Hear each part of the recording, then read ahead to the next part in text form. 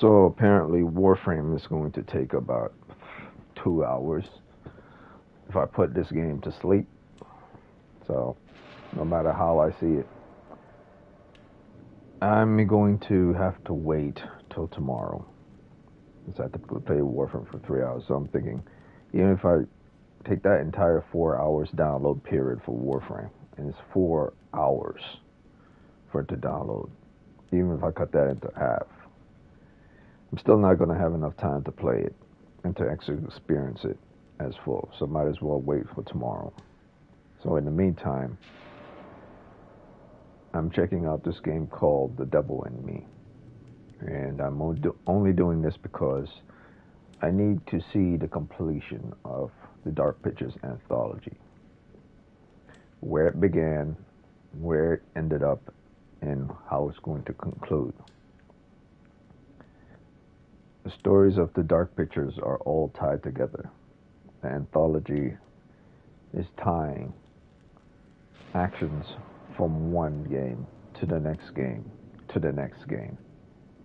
And I need to know exactly where this one fits within that category.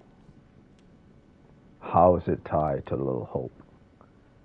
How is it tied to Manabidan? How is it tied to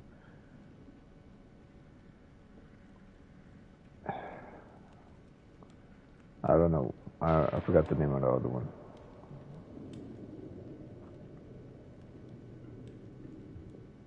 Yeah, I forgot the name of the other one. Oh yeah, House of Ashes. How is it tied to House of Ashes? They're all tied together in one way or another. And how I know this is because in House of Ashes, there's a scene that specifically goes back to Little Hope. They stop off at a restaurant that's located in Little Hope. Now, it's the first time in any of the Supermassive games that they've ever done. They actually link information from one game to the other. It wasn't coincidence that they just chose a diner that's located in a town called Little Hope. They could have created any diner at any place, at any location within any town. They specifically chose Little Hope, and there's a reason behind choosing it. Because if there wasn't, then it'll be the same as, you know, Boner, a guy named Boner from, what was it, WandaVision. His name was Boner, WandaVision. It wasn't Quicksilver. It'll be the same scenario. Why bringing someone from a different universe and give them a different face to represent Quicksilver? If it's not going to be Quicksilver, it has to be a reason to describe it as why. And the description for the reason why was very poor. You could have pretty much selected any person to play that character and to be the face of that character. But they specifically chose Evan Peters. So that, and this is a superhero story, and they chose Evan Peters. Could have chose any other actor. So and the fact that Evan Peters played Quicksilver in another universe. That was where they screw up, big time. They knew people would freak out because they would assume that Evan Peters was the Quicksilver from the universe. But as the director stated, it wasn't. So he screwed up, and he, to this day, is being laughed at because, you know, you just don't do shit like that simply because you want to pull people into your story, into your television series, or into your game without there being consequences for doing something that dumb. So Marvel doesn't do, or I should say, the Marvel studios in charge of the television series aren't going to do dumb stuff like that anymore, unless they unless they really want to fail hard. So they've learned their mistake. Hopefully they'll learn their mistake and they don't hire another stupid person making stupid decisions. So I know this guy is going to be part of the Kang Dynasty and Secret Wars that's associated with those films. So hopefully he's learned his lesson. And the same goes here for The Devil in Me. If there's no association or tie towards what happened in those previous games, and this is a single entity, then what Little Hope, or should I say House of Ashes, did in association with Little Hope was complete stupidity on the part of the person who was writing that story.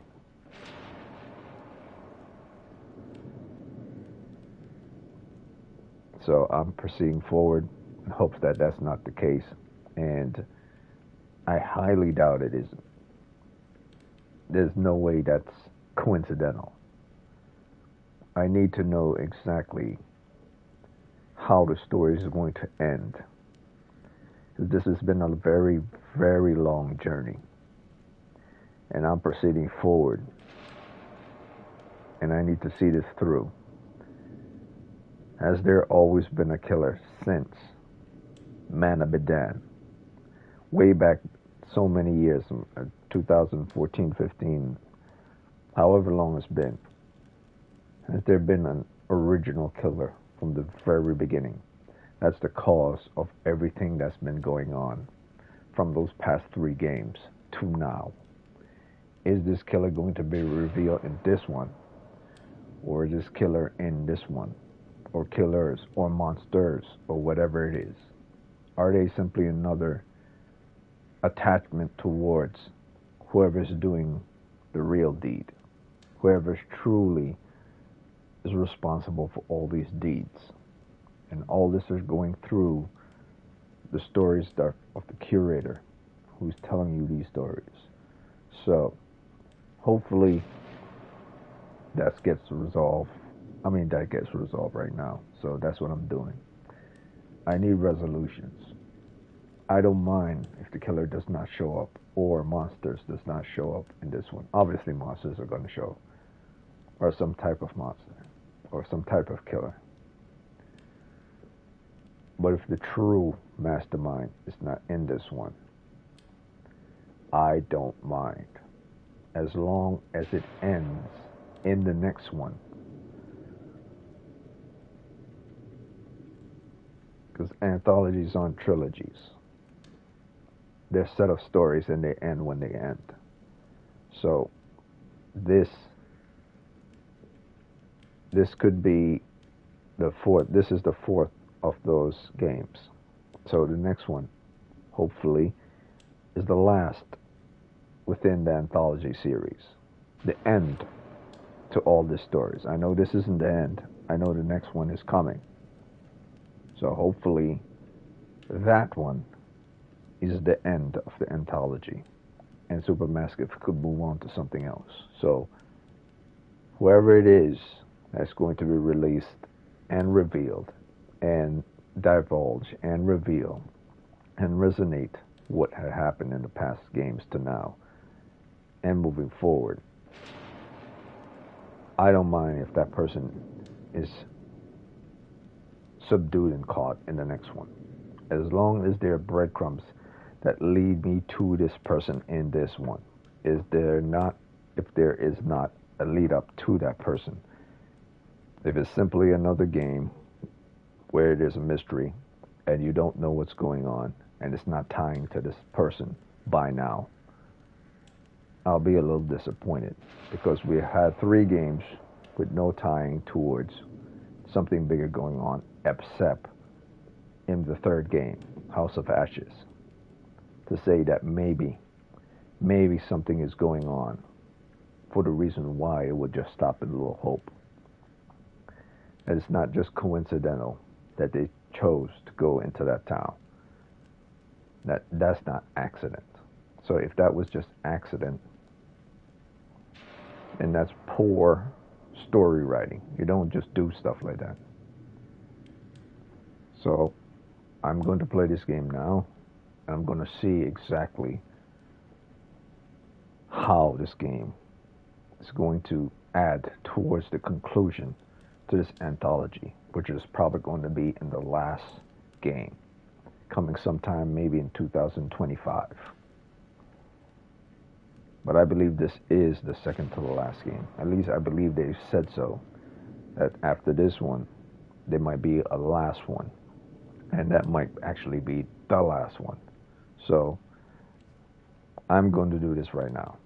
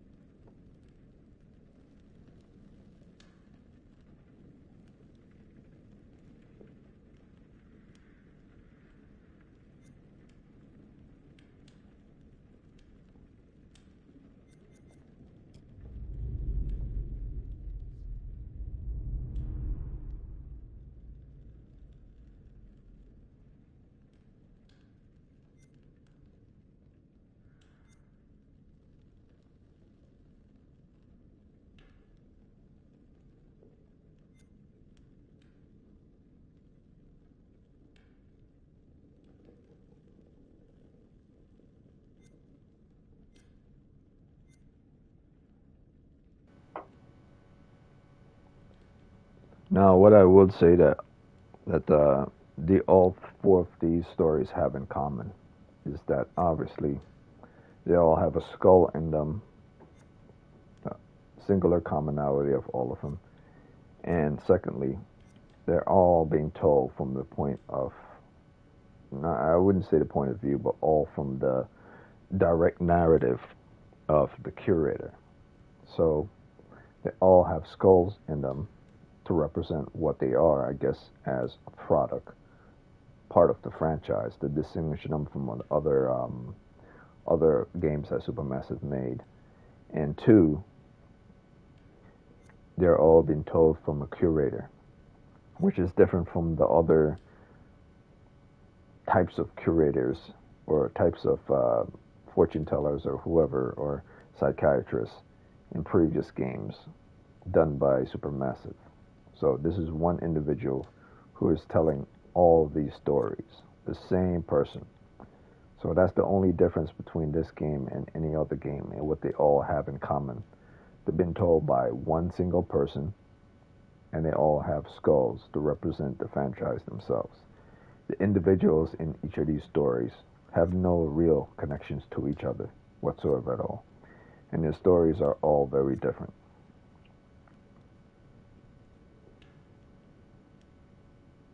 But like I said, in the third one, there was an attachment to the second one.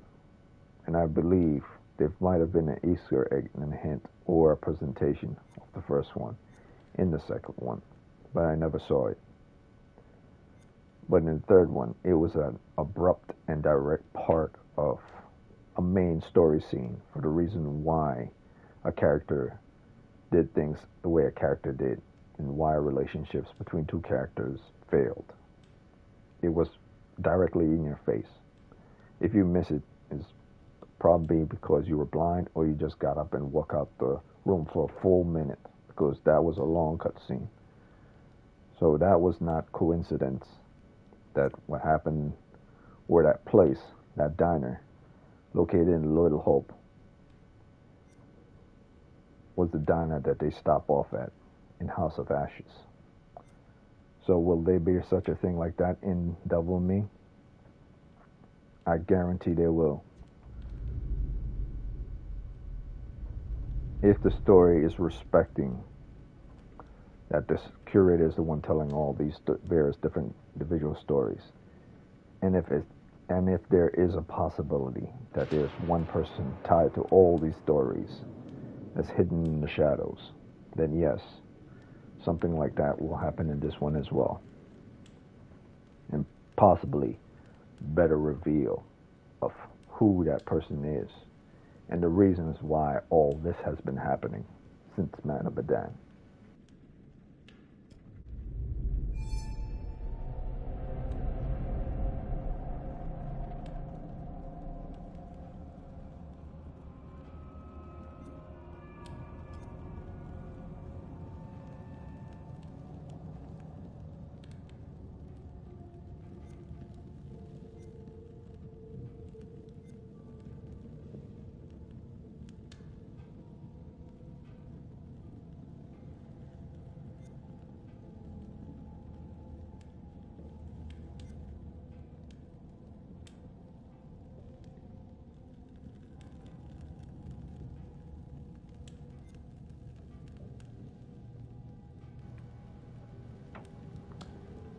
A little bit of challenging seems logical. However, for this one, since I just want to see the story itself, I just want to see the conclusion to what the hell is all this about. I just want to know the story. I don't care so much to the quick time events anymore. I really don't. After playing the Howling, the Quarry one, and House of Ashes and Until Dawn, I'm no longer interested in the QTEs. I have no interest in them. I want to actually know what the hell is going on. I really do. I really believe that there's actually a story within a story that's going on. And if I want challenge, I think I'll play challenging on my own time. Well, I'll just go challenging for right now. And if it's... Well, I wonder if I select forgiving, would I be able to up it to challenging?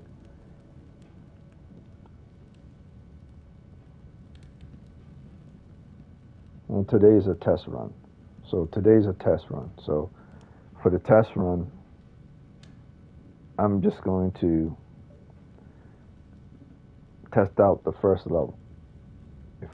If it's too easy, then I'll just up it to challenging. It'll probably be too easy. See, he's even offering me a save data for this. So each individual one is going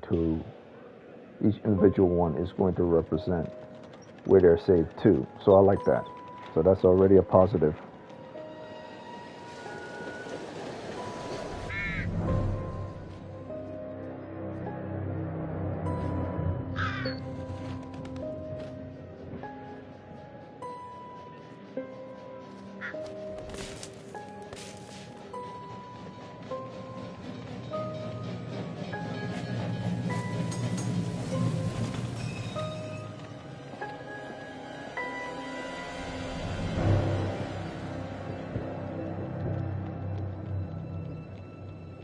The wheel is 264 feet, Jeff. Can you imagine it? I'm attempting to. I bet you can see for 100 miles at the top. We should make that our first priority. Whatever pleases you the most. You please me the most. You mean you are not weary of me after an entire day of marriage? I will never be weary of you. I shall hold you to that, my dear.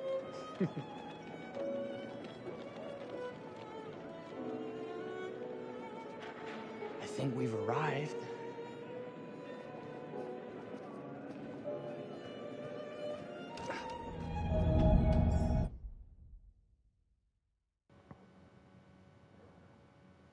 Okay. So I won't talk any more regards to anything, but I will say one thing before I move forward. The budget for this one went down. It obviously went down. From House of Ashes to now, that budget went down. Those characters that you saw, the woman, the man, both of them that you just saw there, That's video game realism. That doesn't look anything like the budget on the last one, like that of House of Ashes. I believe the budget, the energy, and the time put into House of Ashes took away from the time they put into Devil in Me. The realism, either that or someone says, you know what, we're not going to give these people that amount of money for this one. The last one didn't bring us the type of income we were hoping. So that's what I'm seeing right here. It definitely doesn't look better than the last one. It looks the same as Little Hope. In fact, it actually might look more like Man of Medan if I'm actually really being serious. Or maybe it was just the lining of those two characters, but they look completely unrealistic.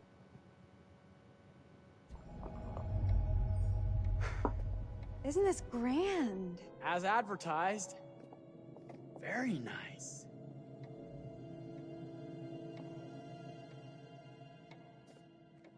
Let's check in.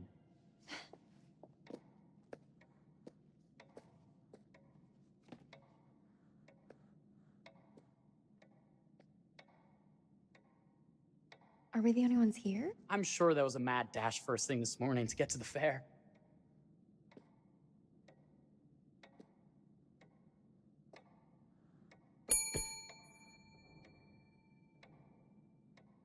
Try again?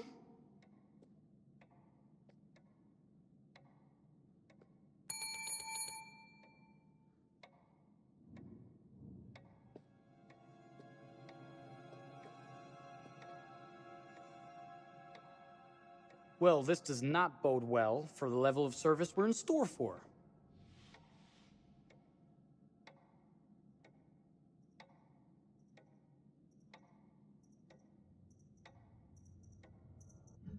Everyone must be busy elsewhere. That's no way to run a business.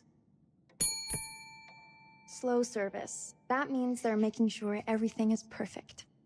That's my Marie. Always finding that silver lining. My sincere apologies for both startling you and for making you wait. My attention was needed elsewhere.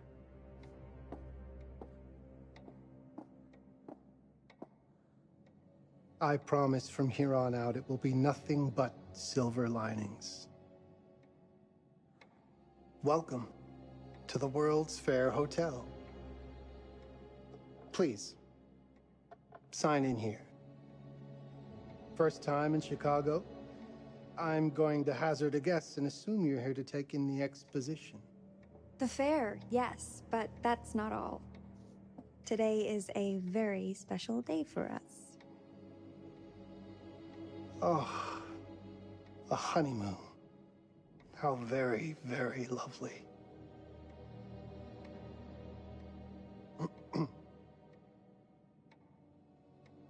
Perhaps my wife, Mrs. Whitman, would like to sign. Yes, today's the beginning of our honeymoon. Congratulations. In that case, an upgrade is in order. A honeymoon suite it is. Oh, well, are the rates that much higher? I think nothing of it. The same rates as your regular room. The upgrade is on us. You're our first honeymooners. How kind. Thank you, Mr. Holmes. Henry Howard Holmes. You have a lovely hotel, Mr. Holmes. Well, thank you very much. I designed and built most of it myself. You're an architect, then? Architect, designer, builder, doctor, artist. I'm a man of many interests. Impressive. Please, have a look around. We have sundries and gifts at the pharmacy counter. I'll take your luggage up to your room and ensure that everything is in order. Just make a note if you decide to purchase anything. and we will add it to your bill.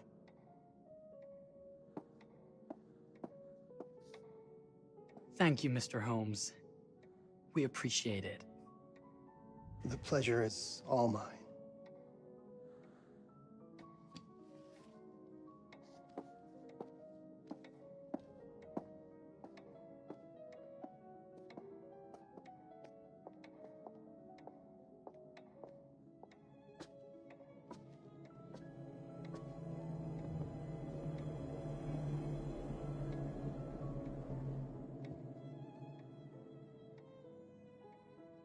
Now, what did I forget to bring?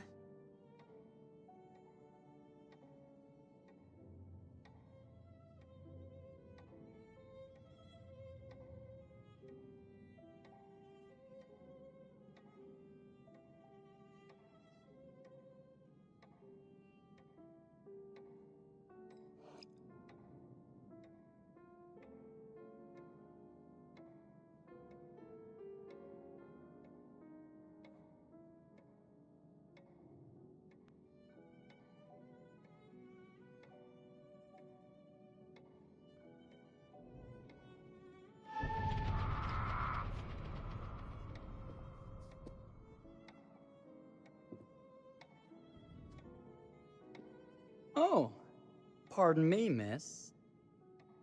Careful you. My husband gets awfully cross with men who act fresh. He sounds like a ripe fellow. How's the marriage going? Lovely. Thanks for asking. Well, let's just head up. I'm sure the room is ready. See anything good over there at the jewelry counter? Anything fancy? Wouldn't you like to know?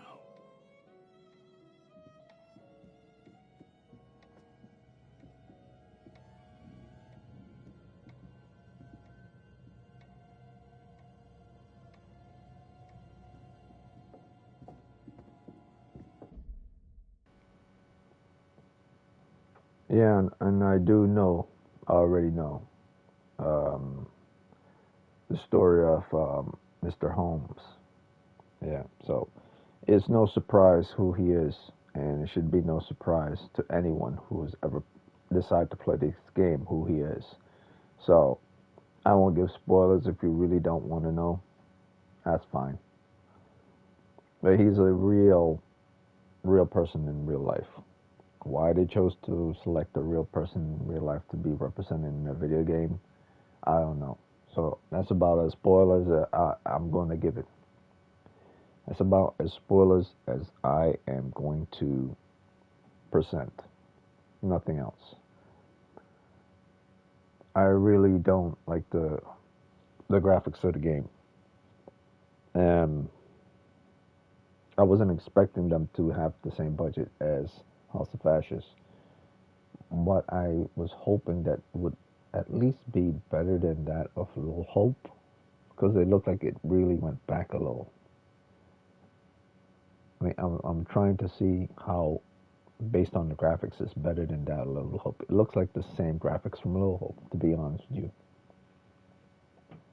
Anytime you're doing a set design or design in the past, in homage to an era, things always looked out of place because you don't 100% make it as real as it possibly is. There are always going to be things cracked. However, individual faces, people faces, that's not something that's cracked.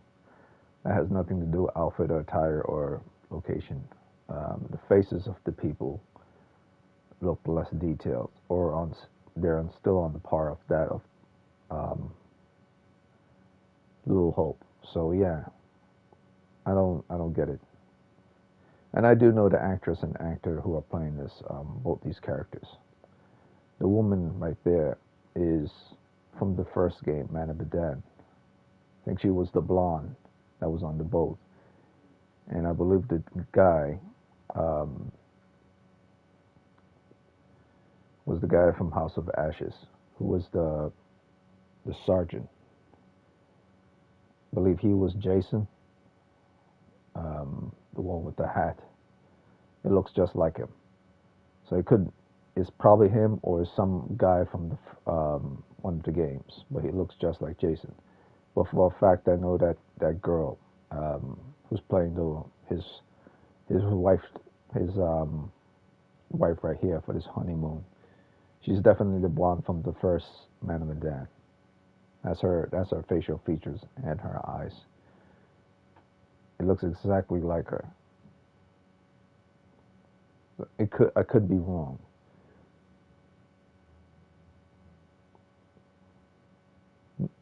I'm trying to think of any other characters from the other ones, from Little Hope and from House of Ashes. It's definitely not Ashley Tisdale. And it's definitely not someone that looked like someone from Little Hope. It's not the short hair girl with the Gemini haircut or pixie haircut. That's not her. So it has to be the girl from the first one, the blonde from the first one. I was on the boat. Wonder what's in here. I'm starting to think I've gone and married a thrill seeker. Ferris wheels, forbidden rooms. Are we looking for excitement? Perhaps.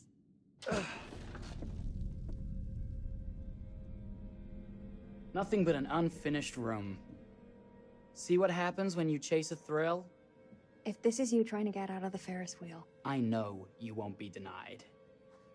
Wait, what's that?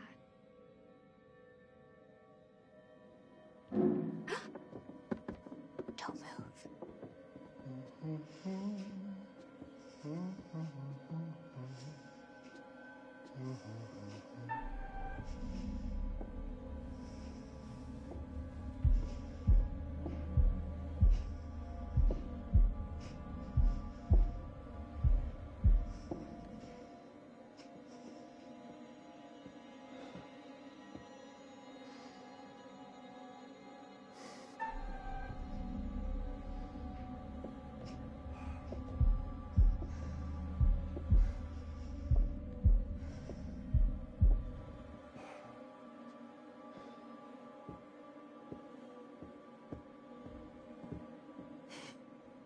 That was a thrill. You won't think it's thrilling if we're sleeping on the street after getting kicked out of here.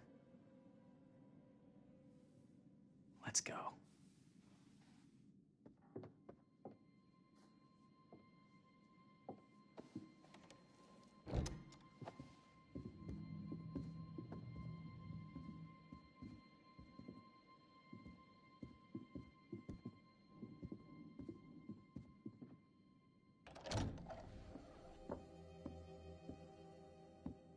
Welcome, newlyweds, to the honeymoon suite. Thank you kindly, Mr. Holmes. Do enjoy your stay. If you'll excuse me, I have work to return to. I'm sure we'll see each other again soon.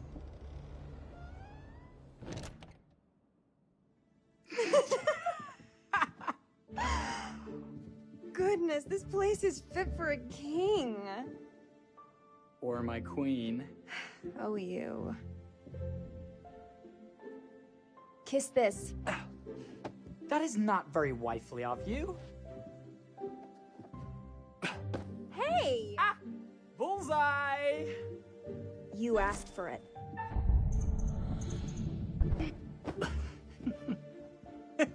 Should I be frightened? If you're smart.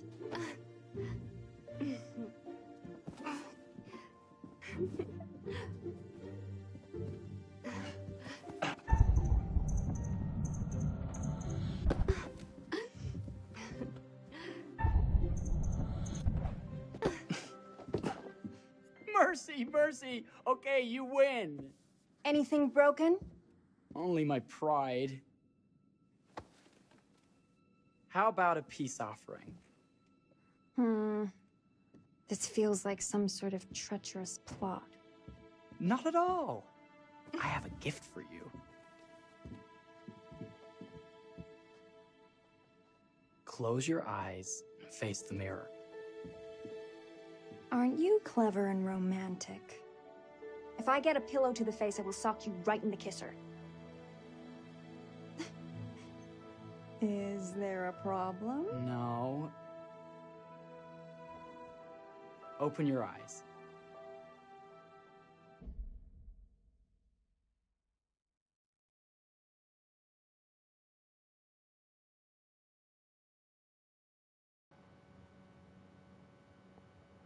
Hold on. Wait a minute. Were they crows in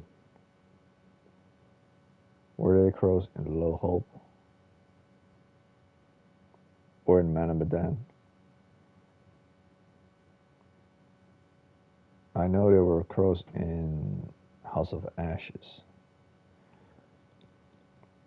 I would have to go back and check. It's been a while. If there were crows in Little Hope and in Man of Medan, then that's another commonality that the game has with respects to the anthology. Crows, skulls, Curator.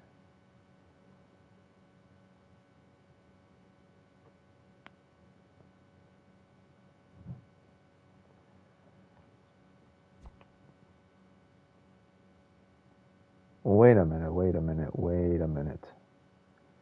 There were no crows.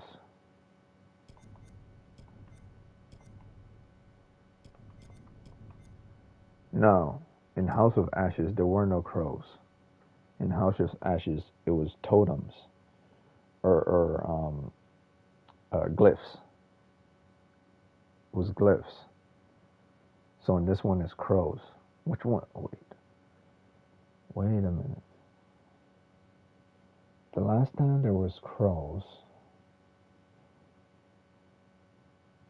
I believe it was Until Dawn. I would have to go back and check. No, that was butterflies.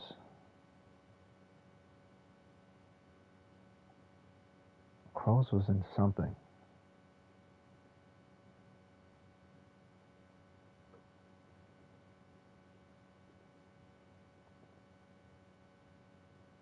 If they use crows in House of Ashes, then what was the point of the glyphs in House of Ashes? Why didn't they just use glyphs instead of crows? I mean, use crows instead of glyphs in House of Ashes. Or were the secrets glyphs and the bearings crows? I don't know. I don't remember. Oh, Jeff, it's lovely. I love it. Good. Victory is mine. I'll let you have that bath now.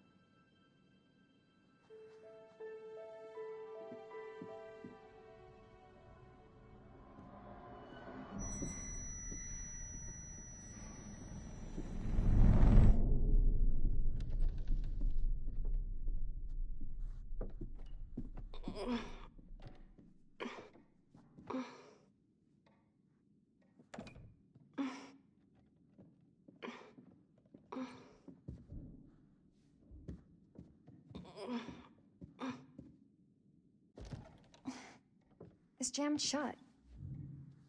Maybe if we put a little weight into it?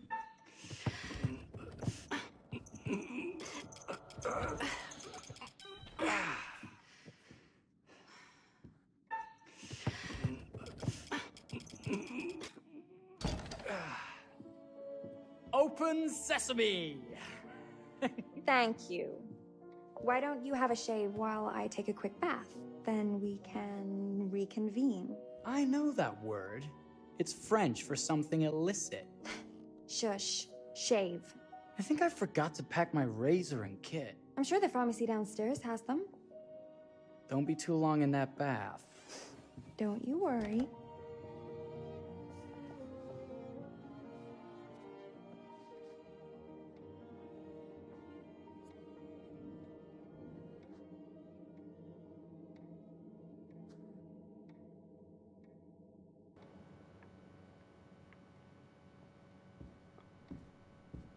Another thing this game represents is at dead night. If anyone has ever played that game, they know what I mean by what this hotel represents. It's very much at dead night. The only difference is QTAs. In that game, it's not about QTEs. It's about figuring when to duck at corners, when not to peek at corners, and when to hide in rooms. That's not what's present here, but it looks very much like the hotel of At Dead Night. Very much like it. Some of the rooms aren't so claustrophobic like At Dead Night. They're very much bunched together. It looks more longer, but the narrowness of the walkway is very much the same, as well as the lighting and the mood of the atmosphere.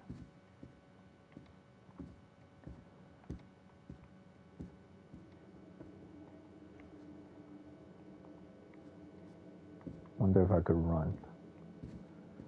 Probably not. Oh, I can still. Okay, no running, but walk fast still exists.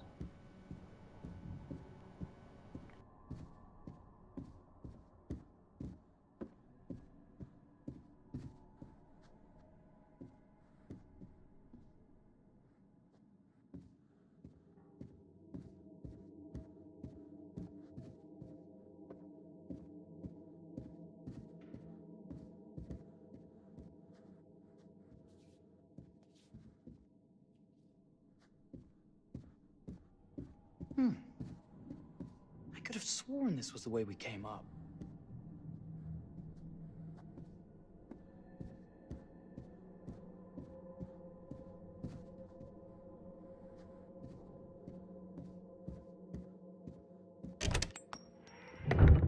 What?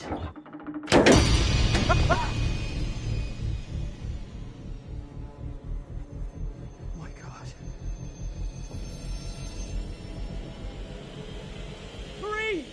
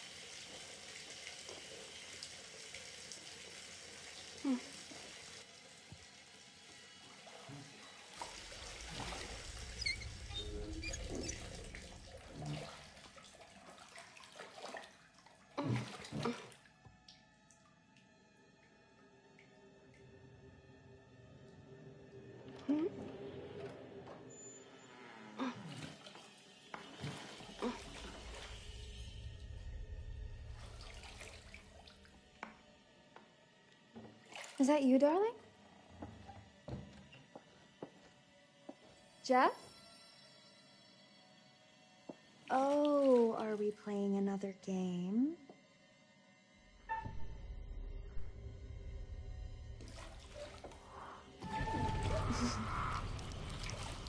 Okay, Mr. Sneaky.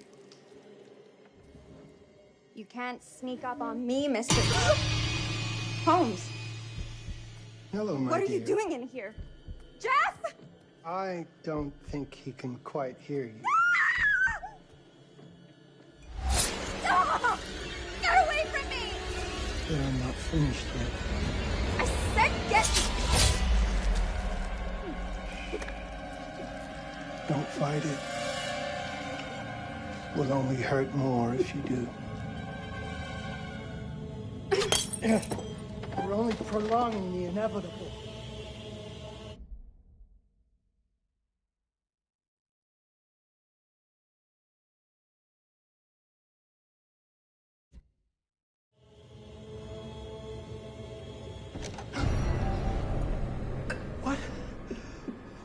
you? What have you done? Calm yourself, sir. It seems your wife has had an accident.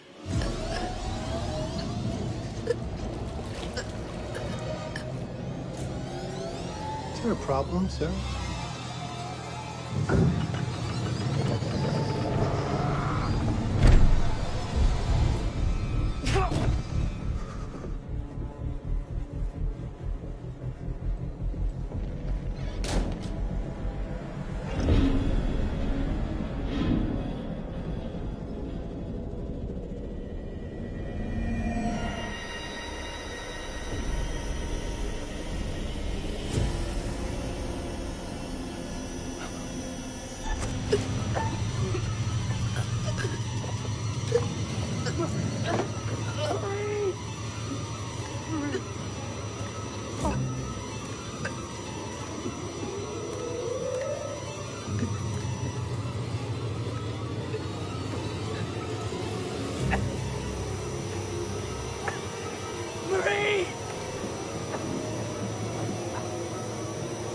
You're wasting your last chance to tell him that you love him.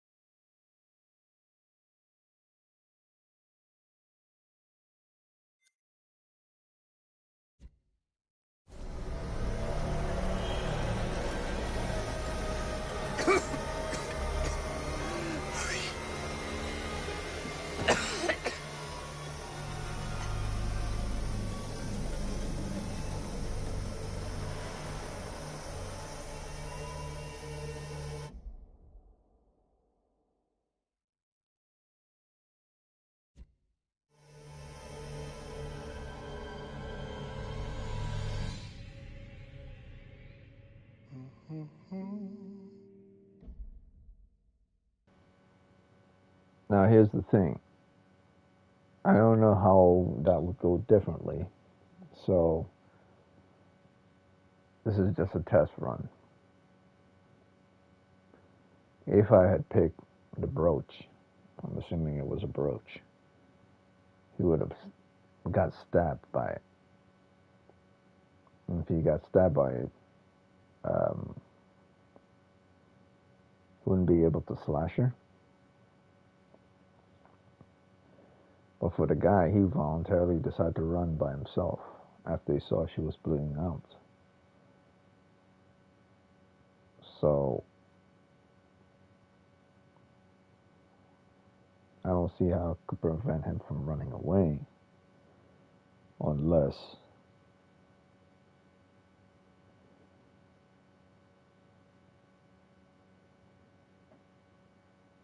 I don't investigate. But if I don't investigate to see if Holmes was there or not, he could have used chloroform, or could have just waited till he's about to get towards the tub, and then the husband comes towards the door and sees him there before he slashes her. Let's play this out. Let's start again and see what happens.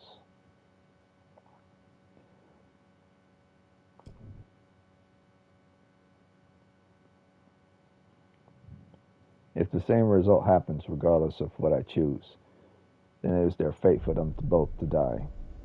But how they die might be different.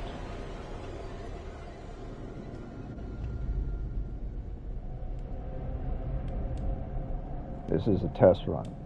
This is the first parter, but it's also a test run. So let's test run it.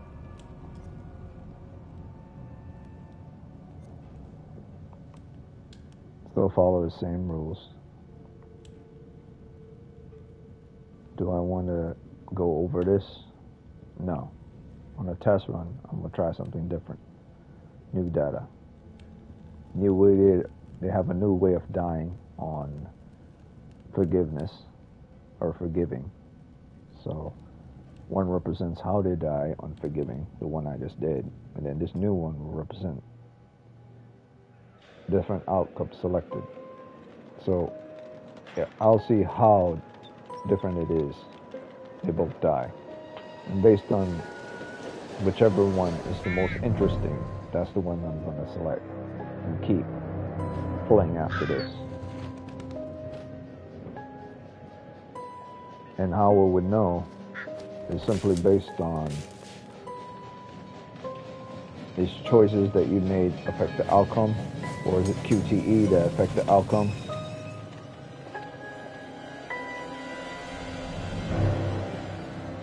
Which one is the most important?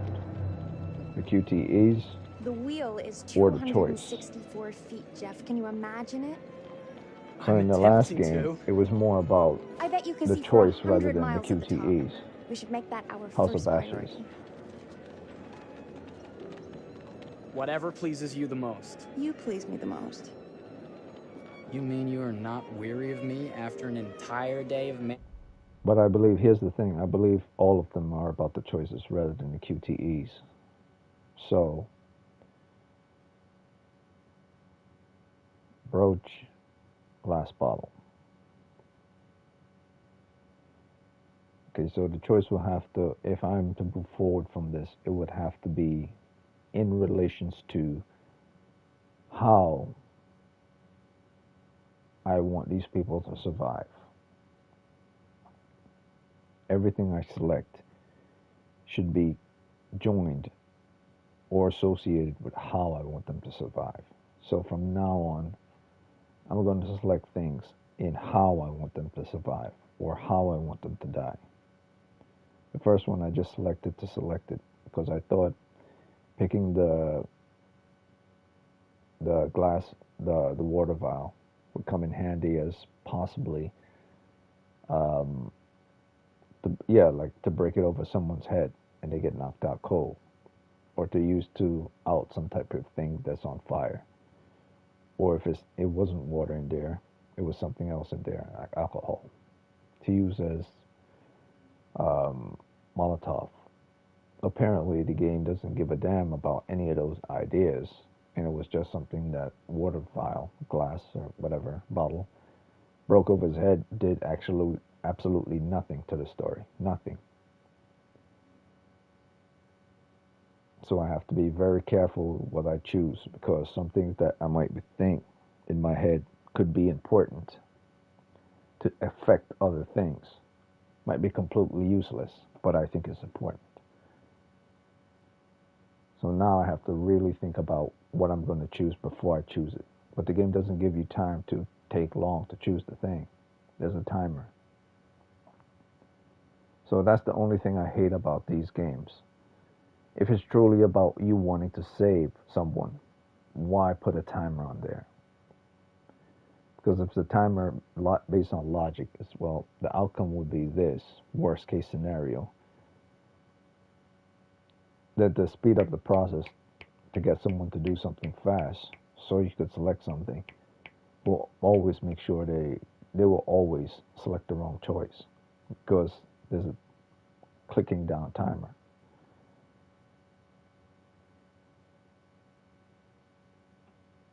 Or if they do get the right choice, it will always be a choice based on accident, not based on logical thinking. That's why I don't like timer-based thinking games, because you're always basing it based on more on luck and chance of logic, rather than I could estimate what's going on, I deduce what's going on, and based on this is the most logical reasoning. That's not how it goes when you add a timer. It's not based on logical reasoning anymore. It's based on speed to make the most logical choice as it comes to you. But that doesn't necessarily mean the most logical choice that will come to you is going to be the choice that is applied to the game. So it doesn't matter if you're very intelligent. You have to follow the game rules. That's why I hate timer-based games, because it's not really about what makes sense. It's It's about you following the rules of what's logical in the game, rather than what makes sense based on logical situation and logical choice. So let's see how this one goes. Marriage? I will never be weary of you. I shall hold you to that, my dear.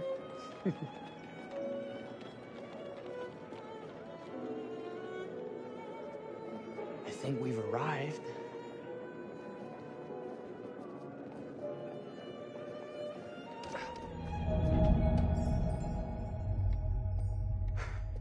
Isn't this grand? As advertised.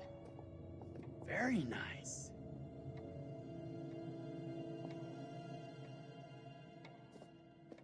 Let's check in.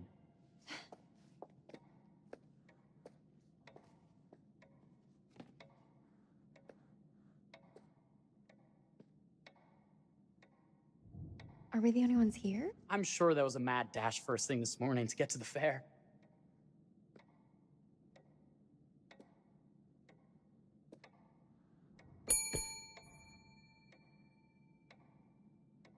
Try again?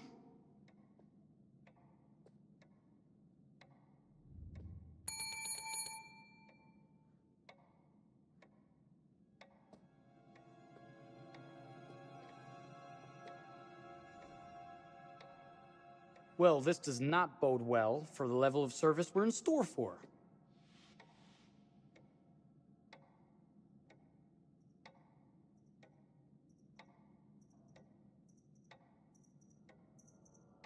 Let's not wait till tomorrow morning. Let's sign in and go straight there. We're not going anywhere if no one checks us in. Slow service. That means they're making sure everything is perfect.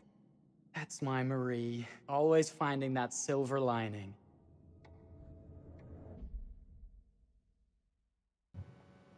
Okay, so in this one, he says, we're not going anywhere until we sign in. So she intended to sign in and then go to the fair and then return back in hopes that whoever working here would return in time for them to actually check in. So she was playing by the logic of wasting time is a precious commodity, where we're coming here, we should stay here, there should be someone here. Whereas the last gameplay is she was patient and says, well, let's just wait for them. Maybe they're busy. And he got upset and says, well, that's ridiculous. That's not how service works.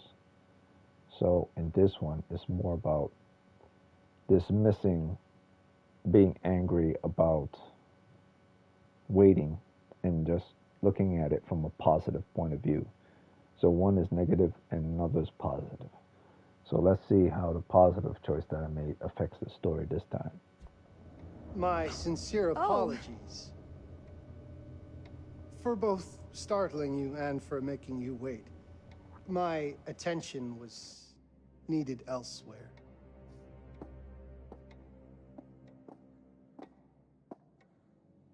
I promise from here on out it will be nothing but silver linings. Welcome to the World's Fair Hotel. Please, sign in here. First time in Chicago? I'm going to hazard a guess and assume you're here to take in the exposition. The fair, yes, but that's not all. Today is a very special day for us. Oh, a honeymoon. How very, very lovely.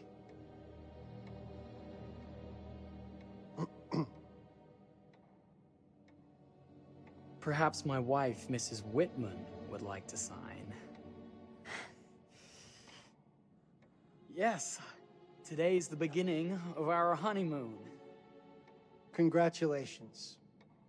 In that case, an upgrade is in order. A honeymoon suite it is. Oh, well, are the rates that much higher? I think nothing of it.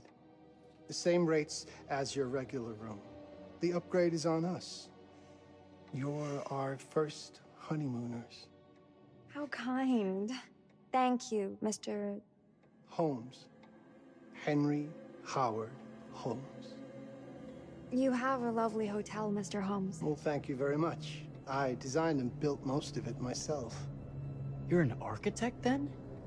Architect, designer, builder, doctor, artist. I'm a man of many interests. Impressive. Please have a look around. We have sundries and gifts at the pharmacy counter. I'll take your luggage up to your room and ensure that everything is in order. Just make a note if you decide to purchase anything, and we will add it to your bill.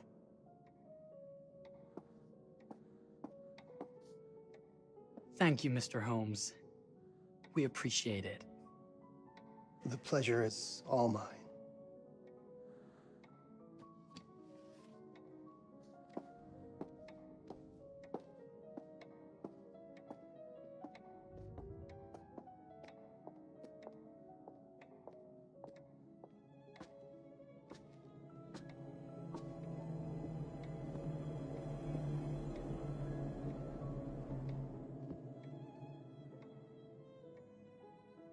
Now, what did I forget to bring?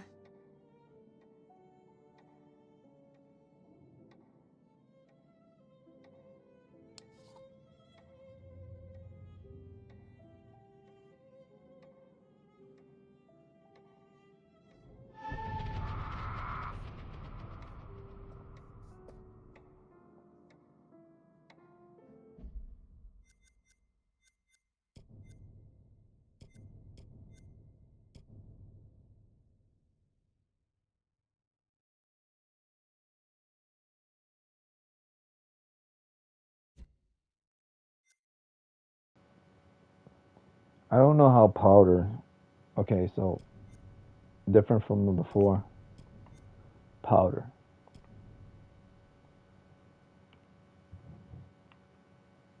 I don't know how selecting powder, a pin of powder, is going to affect any different than a glass bottle to the head. Unless the powder will blind him in the eyes. And if the powder blind him in the eyes, he can't see. Thus, he would irrationally slash. So that makes logical sense.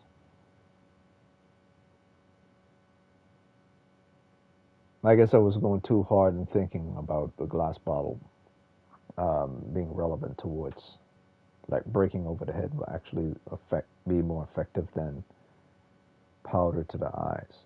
But I guess the most easiest solution is the most deadliest and quickest. As if the story goes down the route of powder to the eyes. For all I know, she throws the damn can of powder and doesn't do anything. It just flops on top of his head all over again. Like, okay, so the point of her selecting things is pointless. So let's see how this is going to go. Oh, pardon me, miss. Careful you. My husband gets awfully cross with men who act fresh. He sounds like a ripe fellow. How's the marriage going? Lovely. Thanks for asking. Well, let's just head up. I'm sure the room is ready. See anything good over there at the jewelry counter? Anything fancy? Wouldn't you like to know?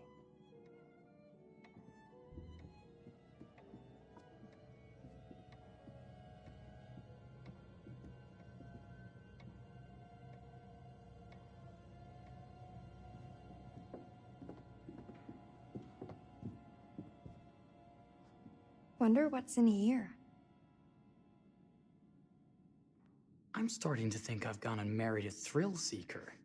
Ferris wheels, forbidden rooms. Are we looking for excitement? Perhaps.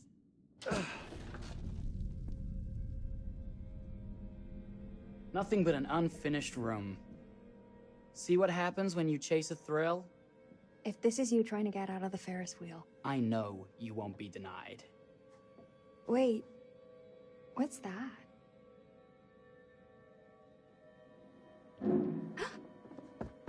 Don't move.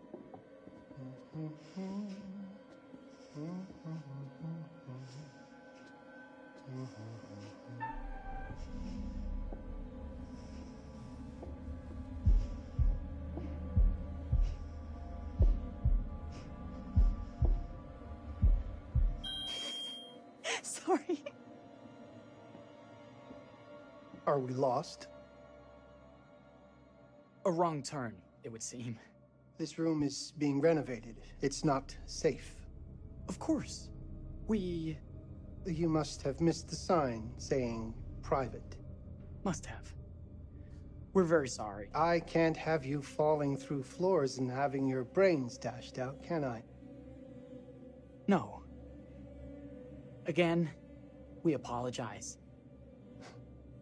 Think nothing of it. I'm only thinking of your safety. Wouldn't want you to get hurt.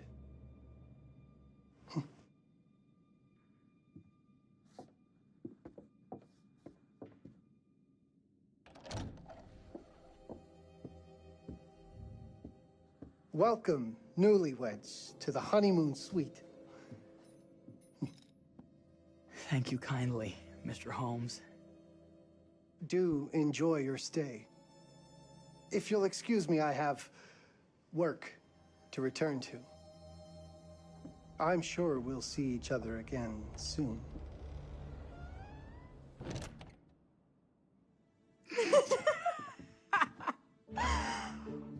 Goodness, this place is fit for a king. Or my queen. Oh, you. Okay, so let's see what this is going to do. I got caught because I decided to press the triangle button, which made her laugh. Will that affect the story or not? Being caught. He didn't do Kiss anything. this. He just That is not admitted very that wifely there of are you. spikes in the floor.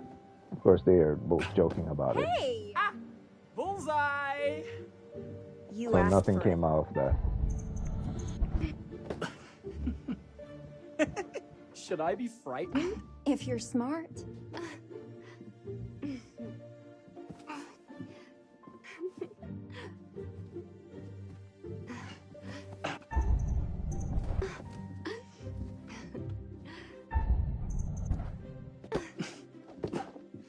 Mercy, mercy! Okay, you win! Anything broken? Only my pride. How about a peace offering? This feels like some sort of treacherous plot. Not at all. I have a gift for you. Close your eyes and face the mirror. Aren't you clever and romantic? If I get a pillow to the face, I will sock you right in the kisser. Is there a problem? No.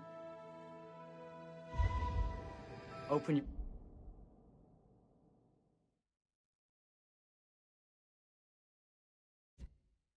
your eyes. Oh, Jeff, it's lovely. I love it. Good. Victory is mine. I'll let you have that bath now.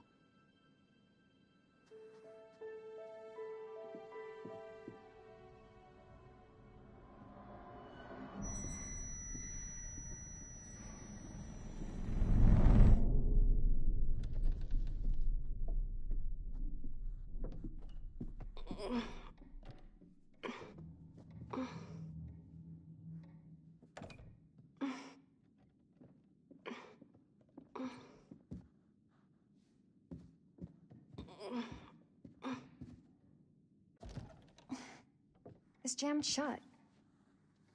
Maybe if we put a little weight into it?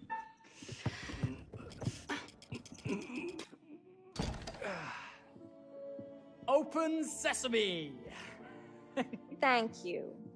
Why don't you have a shave while I take a quick bath? Then we can reconvene. I know that word. It's French for something illicit. Shush. Shave. I think I forgot to pack my razor and kit. I'm sure the pharmacy downstairs has them. Don't be too long in that bath. Don't you worry.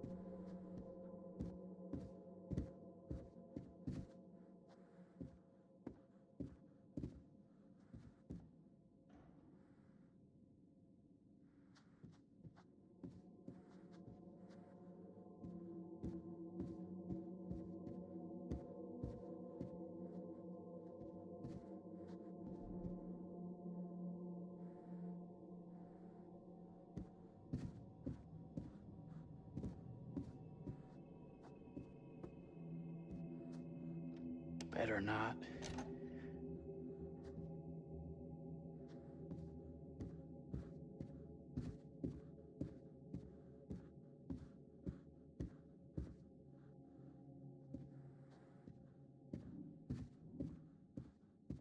I could have sworn this was the way we came up.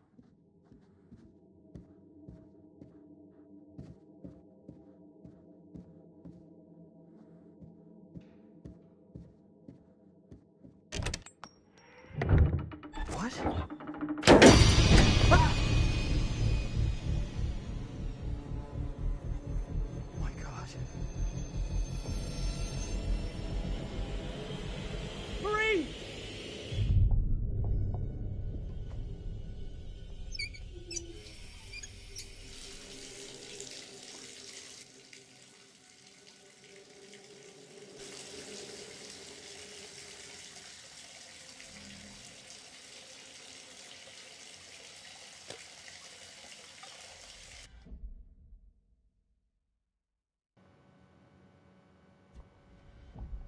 Oh, wait a minute. That's what I didn't do. The consumables menu popped up on the screen. I had a consumable, but I didn't use the consumable like it directed me to. That's why it was an empty bottle. There was nothing inside of the bottle. I'm pretty sure I was supposed to fill it up with water or something. Thus, the impact on his head would have caused damage. I don't see how the powder is going to do anything unless the powder that's put inside of the tub is going to make this tub soapy water. So maybe I did select the right thing from the first time, the bottle. But there it is again. How would I know using the consumable of the powder or the bottle? How do I know how the character is going to use the consumable of the bottle or the powder? And down the road, how would I know future characters are going to use guns, knives, or torches or whatever? Which is the best? How do I know what they're going to use for? For all I know, you could just use the powder to throw in the guy's face or use the powder to take a bath with.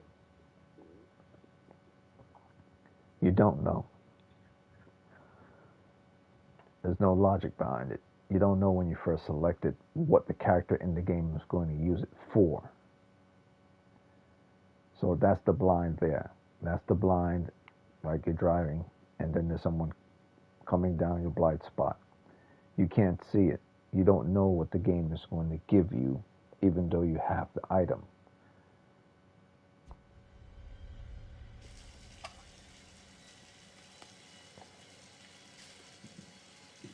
Like she just opens it, and she smells what's inside of there, but she didn't use it for anything. She just opened it. For what reason? Is that the only purpose of the powder? Just open and smell it? We'll see.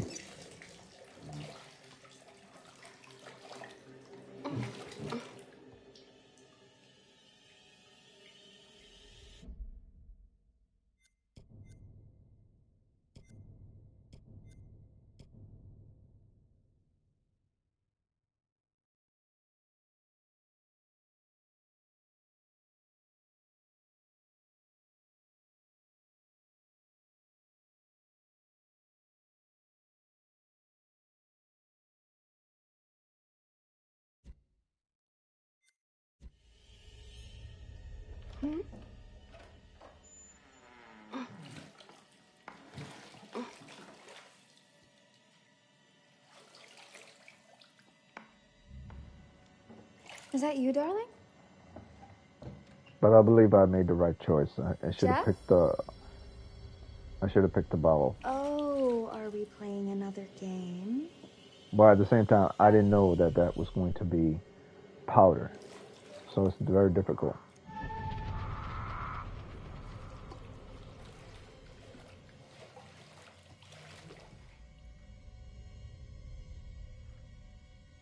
Back already? You know, this tub is awfully big. I think there might be room for another body. Oh. That's nice. Ow. You don't know your own strength. Easy, dear. Jeff, that hurts. Hello, my dear. Quiet now. We don't want to disturb the other guests. Let go of me! Let go! I really thought you'd have a little more fighting in you.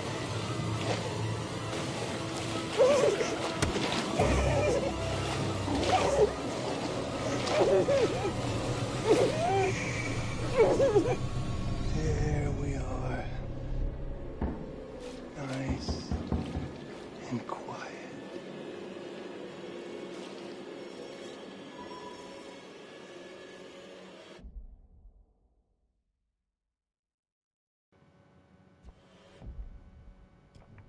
So what's the point? What's the point of the powder?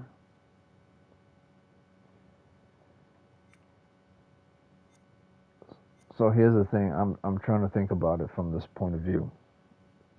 There are two things that were on the table. You don't know it was powder until it tells you it was a thinner powder. It didn't say exactly when you were moving your hands towards it what it was when you were moving your hands towards it. It specifically did not say what it was. So when you pick it up, that's when the selection is made. So the game is telling you that based on what you selected, that will be the choice that you've made.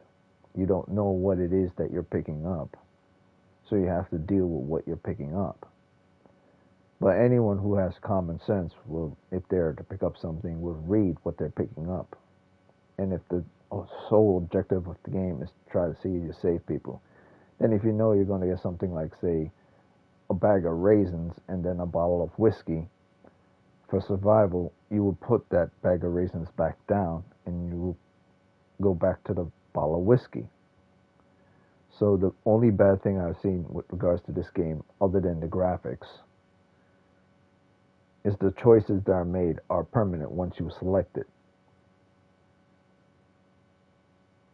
So if someone said, well, that's how the game goes, we're like, no. If you're playing the game and your total objective is to try to get people to survive, you'll pick the most logical choice of an item for others to survive. But if the game does not say what said item is, then it's chance rolling. And it's chance rolling on you to decide and figure out what it is before you select it, which is bad because in reality, if you see something on the table and you don't know what it is, you wouldn't investigate what it is before you pick up and use said thing against an opponent or for your survival. So let's say you see two big bags inside of a room. One of them has gummy bears inside of it, and the other one has a sledgehammer. but you can't tell that one has a sledgehammer in it and the other one has gummy bears inside of it until you feel the bag. In this situation, in this game, it does not give you that option. It just gives you the option to select which is the most logical based on how they look on the outside.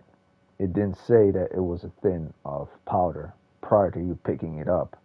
It only said it was a thin of powder after you pick it up.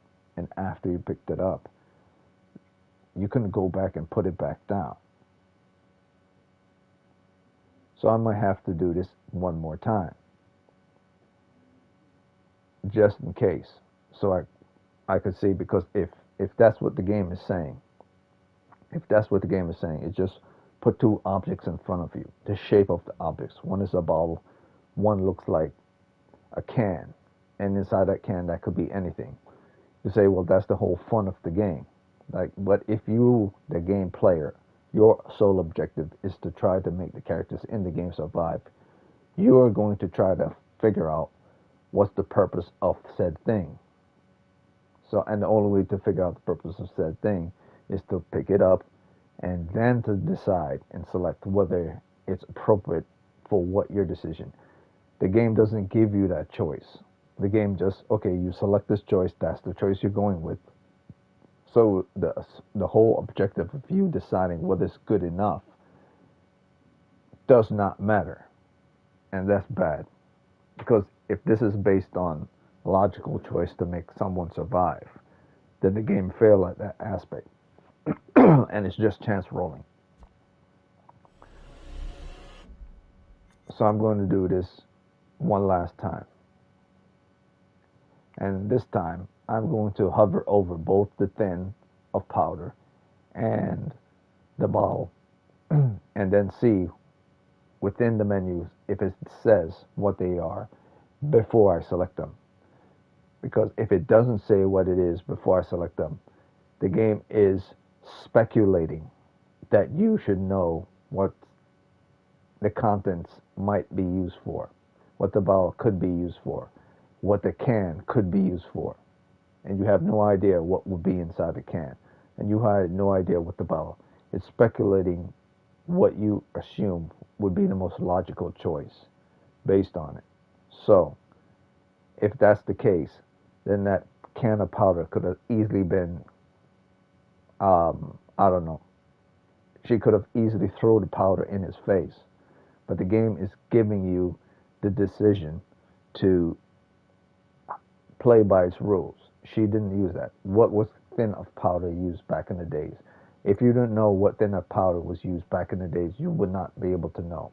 So that is bad in a way, because the game is forcing you to understand how certain things were used back in the days. Who would know that thin of powder was just used to make incense in the air? No one, unless you did your research prior hand to know what thin of powder was used back in the early 20th century. You wouldn't know this. And I believe that's the failure of the game, is assuming that your audience or your game players is going to understand from that intellectual level to do research to understand how things were during those times before they purchase the game. People don't purchase games to understand the history lessons of what something is, of things irrelevant towards their daily lives. They wouldn't know that. And if the game truly understands this, then it's basically saying, you're just going to chance roll it, and whatever you select, based on what you select, that you believe is most feasible, is the outcome. But once you pick it up, you cannot, after investigating it, cannot put it back down. We'll give you what we give you. That's the bad part of the game. When you select anything in life, whether it's a pencil, whether it's a piece of paper, whether you're selecting to choose to go for coffee or to go for tea, you investigate first what the coffee is before you pour the coffee in the coffee cup. Is it cold? Is it hot? Same as tea. Is the water hot and cold? You don't just pour it out because it's coffee in there and it has coffee. Same as when you put in the sugar. You investigate everything before you do a thing. Is the coffee hot? is the milk that you're going to put in the coffee? Is it half and half, or is it full milk? Is the sugar you're going to put in the coffee, is it desaturated sugar that's pasteurized, or is it just grain sugar that's been caned? And then stir it up. Is the stirrers clean? Are there any is the stirrers clean? Or, is it dirty? Before you select and make anything a choice, because it's an overall issue towards your health-wise, towards your survival-wise. The same thing you would do in games. You don't just select it and because it's what it is. You will select it because of the result of its outcome. I would think that at this point within the Dark Pictures Anthology, they would get to that point and understand at that point right now what that means. Apparently, they still do not get that. You don't just give things to people and they select it and, okay, that's your choice. Everyone within the world investigate things first before they make a choice. I picked up both the glass and I picked up both the powder and I turned them.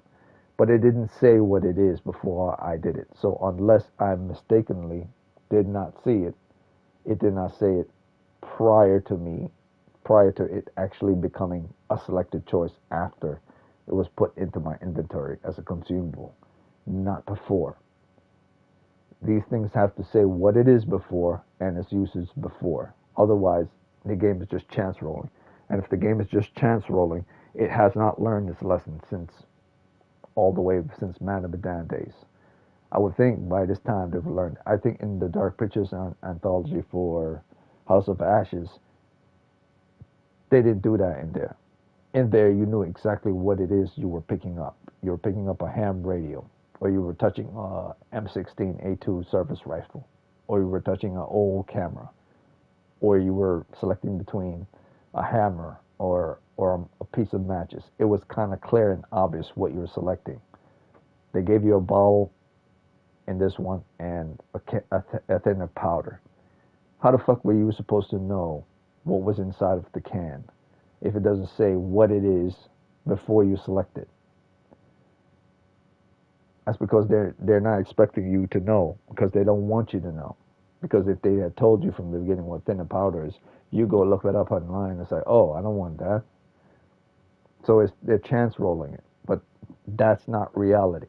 That's not reality. Before you select anything, baby powder, coffee, cereal, power tools, the game that you're going to want to play, you select and you find out what it's about before you select it.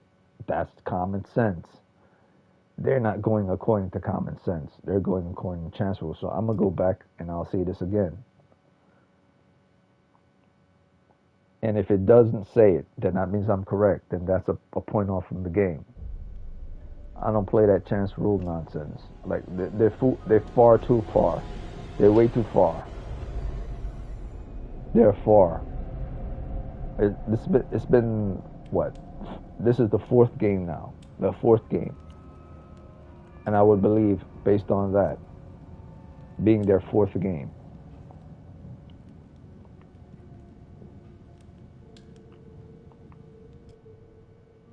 I would believe, based on that being their fourth game now, they would realize common sense says if you're going to pick up something, you should at least know what it is you're picking up. And you're supposed to understand what you're picking up.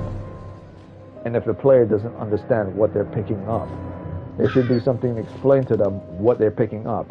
Not everyone is going to want to know a history lesson what freaking tin of powder is, or a veil in a bottle is, used back in the 1920s or 30s, or the early 20th century. You have to explain these things. People just play these games to enjoy them. Lack of explanation is, the wheel is you don't want them to feet, Jeff. Can you imagine use their heads to solve I'm something attempting or to keep to. people alive. I bet you can see You for just want it to be 100 miles to the spontaneous, top. which isn't We good. should make that our first priority. Whatever pleases you the most. You please me the most. Unless you're into spontaneity and you like spontaneity, And you believe spontaneity is more interesting than the will to try to figure it out before it happens. And what's up with her face? See, there's another thing. Here's another thing. Oh man, they're out in the sun, but her face is dark. Why is that? I know she has a hat on, but a hat on her head doesn't make that type of darkness on her face. You mean you are not weary of me after an entire day of marriage? I will never be weary of you. I shall hold you to that, my dear.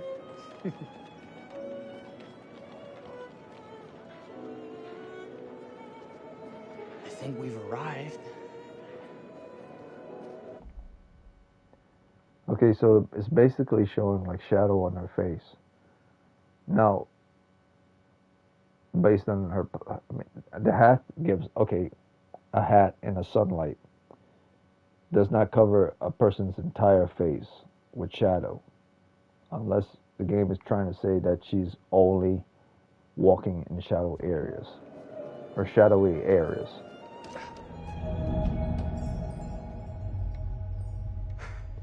Isn't this grand? As advertised.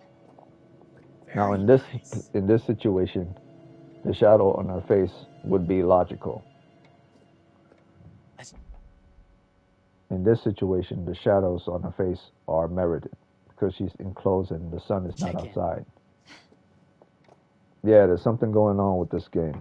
They didn't have the budget for this, or they weren't paying attention to details in comparison to the last one. In comparison to a lot of I'm things sure in there the was a last mad one, dash first thing this morning to get to the fair. including choices or the logic of choosing things.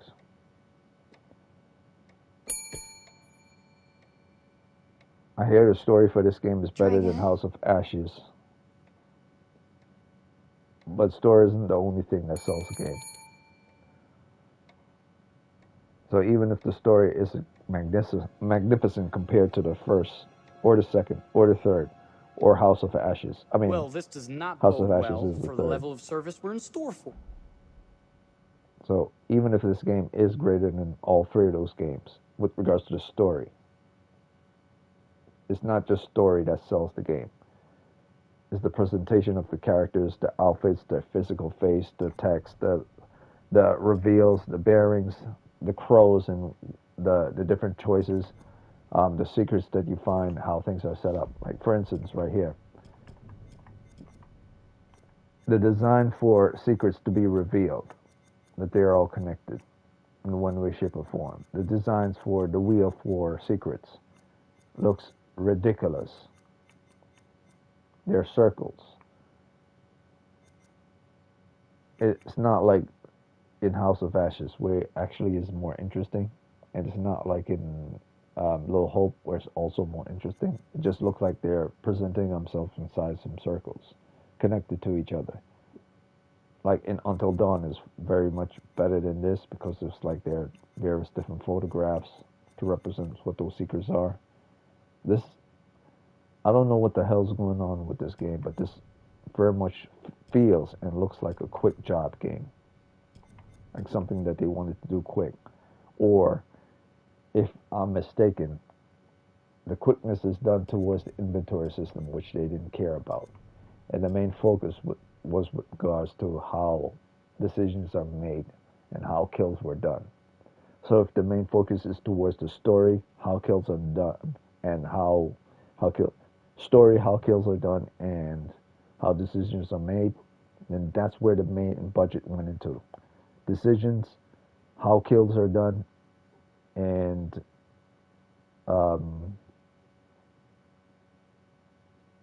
where certain things, I guess, branch off.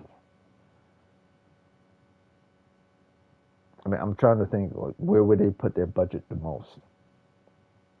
Would they put it in kills? Probably not. It's not that great, to be honest with you. Would they put it on choices? Probably yes. Would they put it on the multiple different deaths? Yes. So the budget probably went into the various different scenes that were created in order to create the deaths and the various different outcomes. So The budget probably went towards the outcomes, and the budget probably went towards the scenes of the outcomes. So it's the decision, that's where most of the budget went into, decision and the outcomes. And secondary budget probably went to how the world looks like, how the world feels, and the creative surroundings. That's it.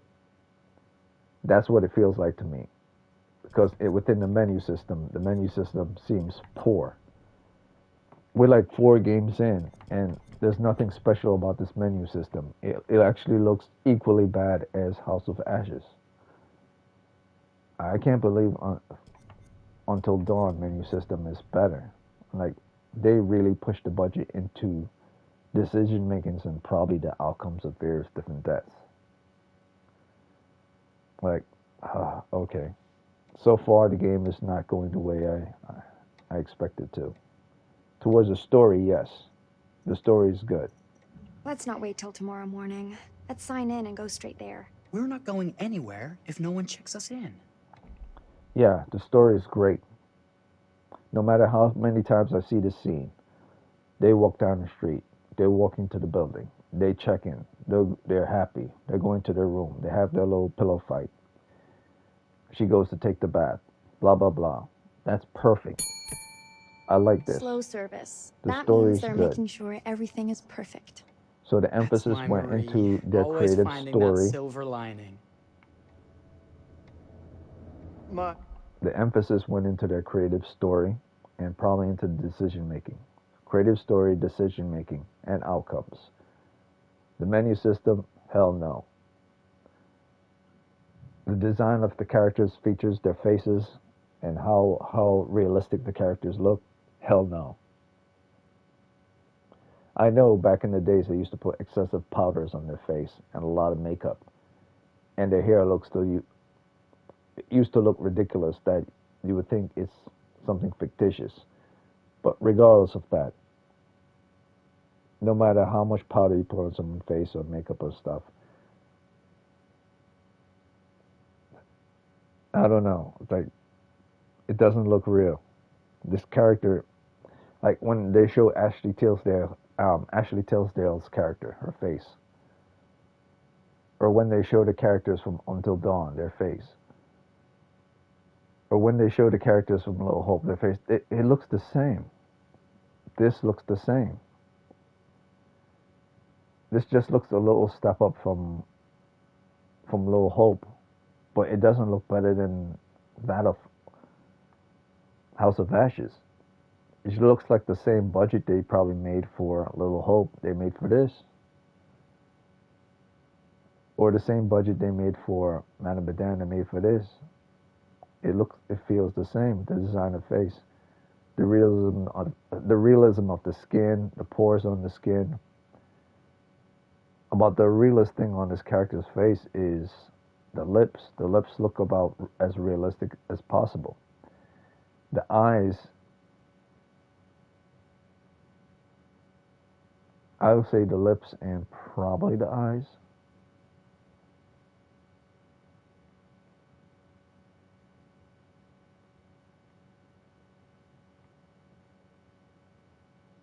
Yeah, the lips and the eyes. Everything else seems to be robotic and mechanical.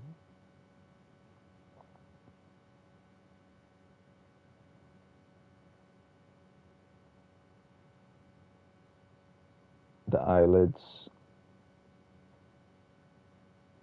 the exfoliation of the eyes blinking as she's looking down.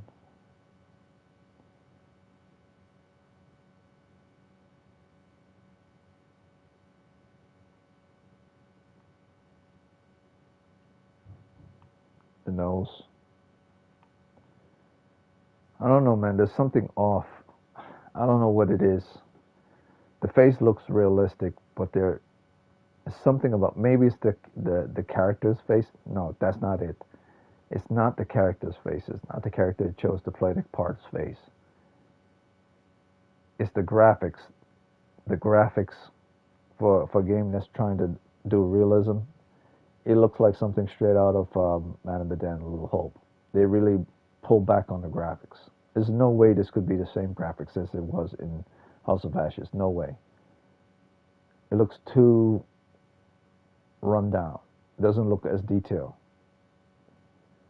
My sincere apologies for both startling you and for making you wait. My attention was needed elsewhere. And it doesn't have anything to do with the time of day either. Because if it was I night promise outside, from here on out it will be nothing it would but still look like this silver on the linings. inside. It looked like a video Welcome game. to They the don't look World's real at Fair all. Hotel. Please, sign in here. First time in Chicago? I'm going to hazard a guess and assume you're here to take in the exposition. The fair, yes, but that's not all. Today is a very special day for us. Yeah, they really pulled back on it. I could see it. Oh, a honeymoon. How very, very lovely.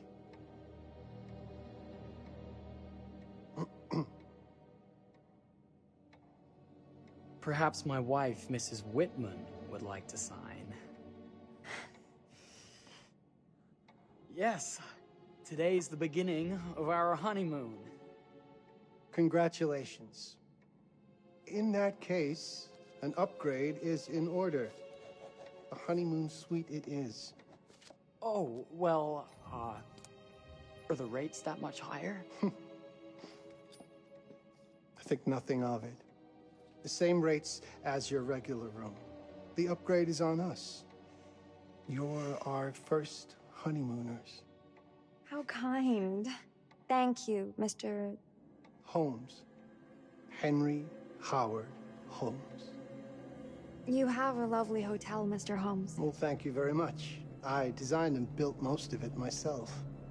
You're an architect, then? Architect, designer, builder, doctor, artist. I'm a man of many interests. Impressive. Please have a look around. We have sundries and gifts at the pharmacy counter. I'll take your luggage up to your room and ensure that everything is in order. Just make a note if you decide to purchase anything, and we will add it to your bill.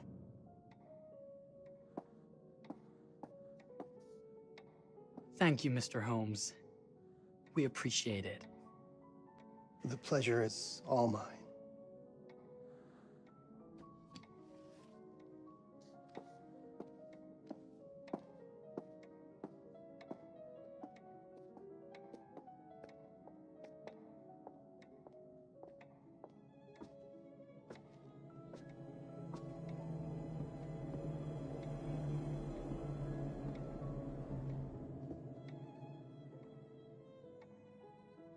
Now, what did I forget to bring?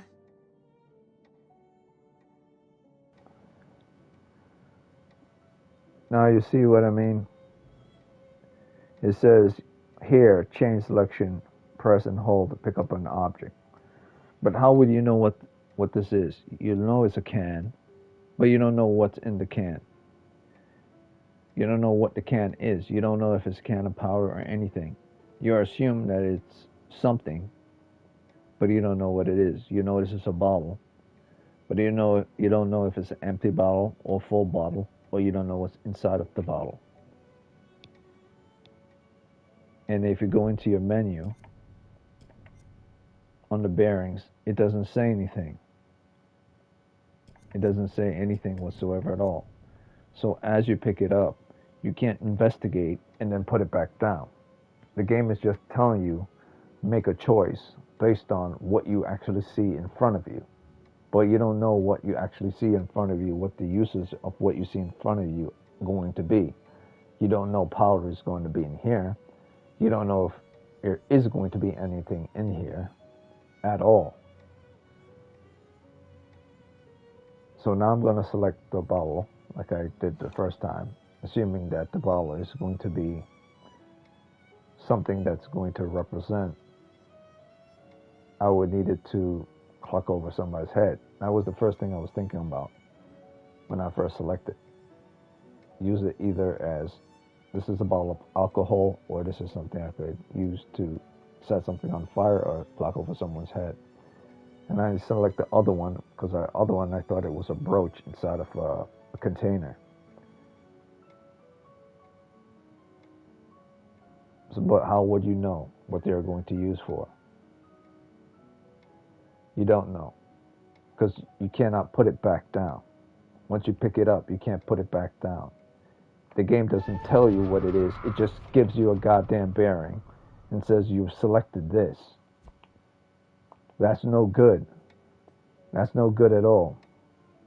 You can't just, oh, I'm selecting this. I didn't select it. Oh, I just picked it up to see what it is. I didn't select it yet. Careful, you. That's not My called husband selecting. gets awfully cross There's the no menu act indication fresh. what the damn bottle is. sounds like a ripe fella. No saying what the bottle How's it? is. There's no saying what the bottle is, what the bottle represents, what is actually the bottle. Is it an alcohol bottle? Is it this? It doesn't tell you what it is because it doesn't want to tell you what it is. It's just expecting you to know based on how it looks on the outside. You're supposed to use the logic of your head. Well, based on the design of it on the outside, which is be the most logical thing to use in a critical situation, the ball or this thing. That's why I picked the ball the first time. But that doesn't necessarily mean that's going to go like that all the time. It should at least tell you what it is. We're 4 games in, for Christ's sake. You would think they would learn their lesson by now. If they're doing things based on reality and assessment, that's not, none of that, the selection choice is real. It's just probability coasting.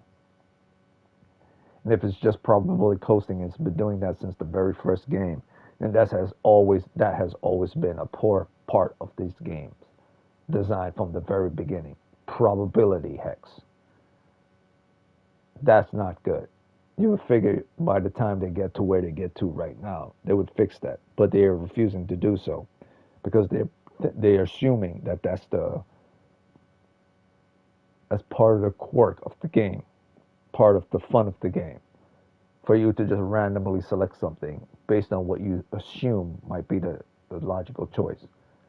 But in reality, you wouldn't do that because this isn't reality. This is a game. So in that aspect, the reality of that part of the game will always not be real. So when anyone says, well, this makes more sense when it comes to making choice, then that person, whoever that gamer is, don't have any brains. Because you don't do that. Not in reality, and definitely not in video games. When Joe is loading up a rifle and about to fire it off, he has to know how to use the rifle first. He has to know how to aim down sight. And he has to know how much bullets he's going to be using, how much he has to conserve. You have to know these things before you don't just pick up the rifle and then cap off, and then the game tells you when you're out of ammo or not. Or you pick up the rifle and the game tells you therein what's your ammunition, what's your sighting, everything there afterwards, not previously before you select it, giving you the choice between a shotgun and a sniper rifle based on enemies coming close to you and far from you. In gaming, they tell you these things, but here's the thing, this is not really considered a video game. This is a movie game. That's why the logic of what makes sense in the mind of someone who plays video game doesn't make sense here, and that's why it's always been a failing for Supermassive. So this time I'll just pick the bottle, and I'll see what she'll do with the bottle. I don't care anymore. Marriage going. This part of the game has always Thanks been a for fail. asking. Well, let's just head up. I'm sure the room is ready. See anything good over there at the jewelry counter? Anything fancy? Wouldn't you like to know?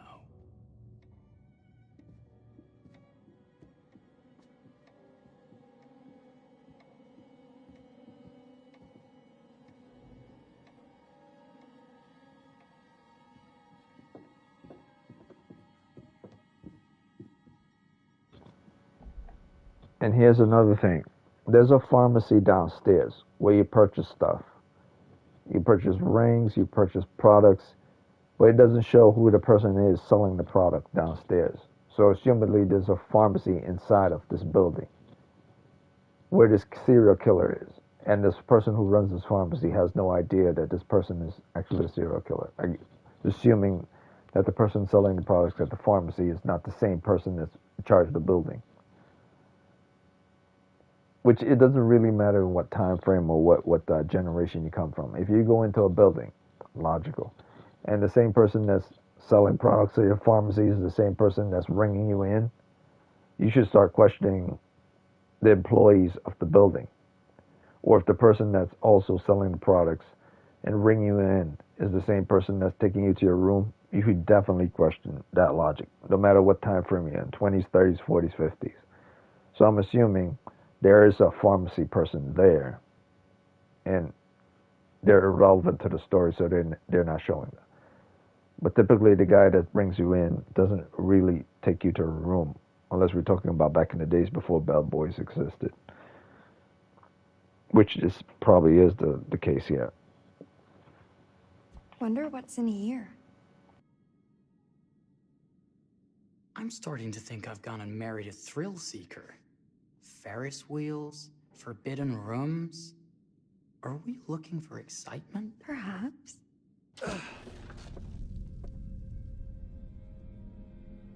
Nothing but an unfinished room. See what happens when you chase a thrill? If this is you trying to get out of the Ferris wheel. I know you won't be denied. Wait, what's that?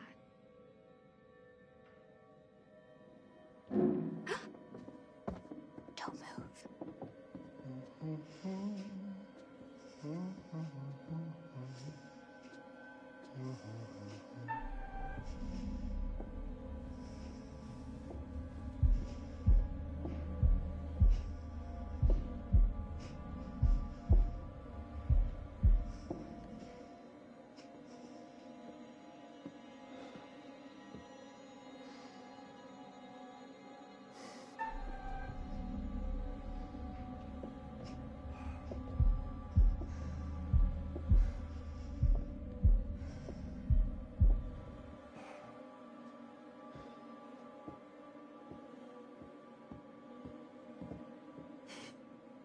That was a thrill. You won't think it's thrilling if we're sleeping on the street after getting kicked out of here.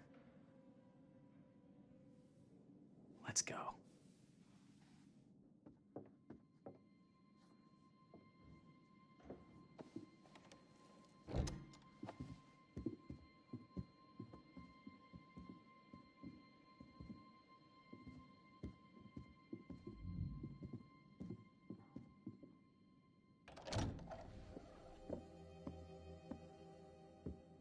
Welcome, newlyweds, to the honeymoon suite.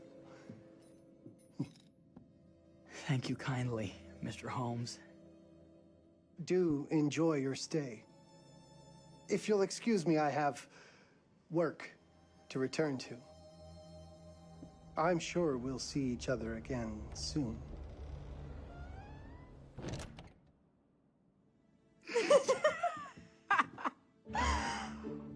Goodness, this place is fit for a king. Or my queen. Oh, you. Kiss this. That is not very wifely of you.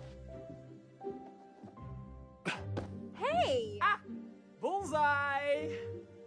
You asked for it.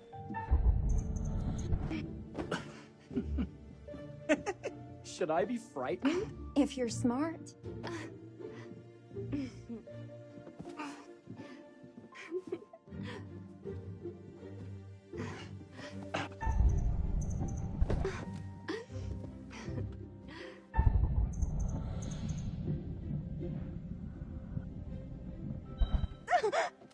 I give up.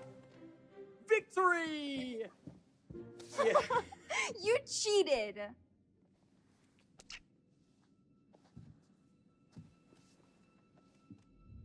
How about a peace offering? This feels like some sort of treacherous plot. Not at all. I have a gift for you. Close your eyes face the mirror. Aren't you clever and romantic? If I get a pillow to the face, I will sock you right in the kisser. Is there a problem? No. Open your eyes. Oh, Jeff, it's lovely. I love it. Good! Victory is mine. I'll let you have that bath now.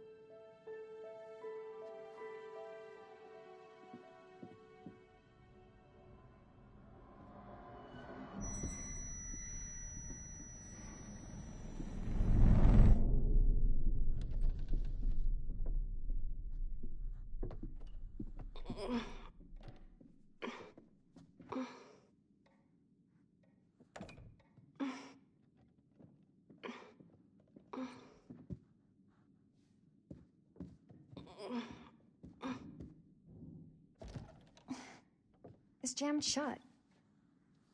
Maybe if we put a little weight into it?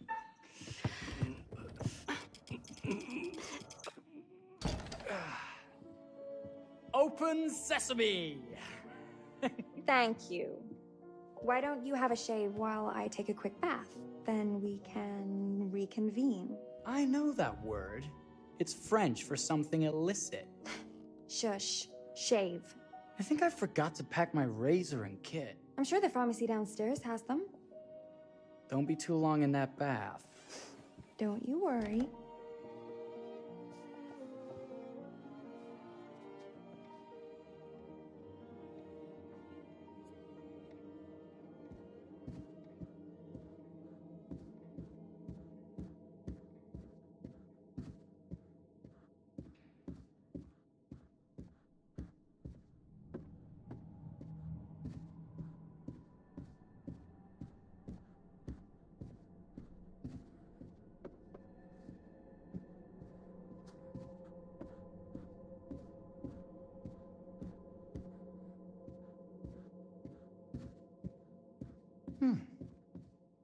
I could have sworn this was the way we came up.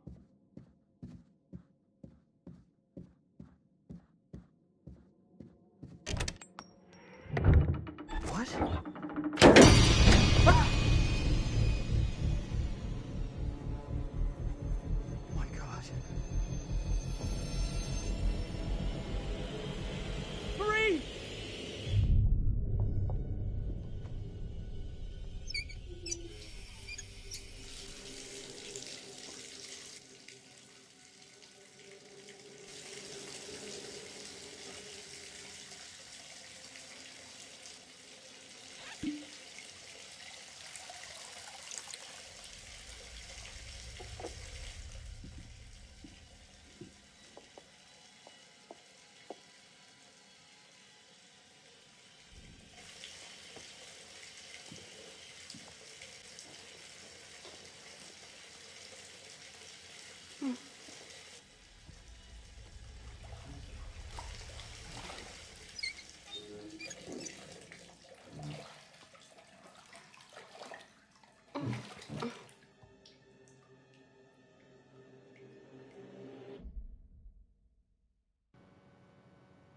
Are you shitting me with this?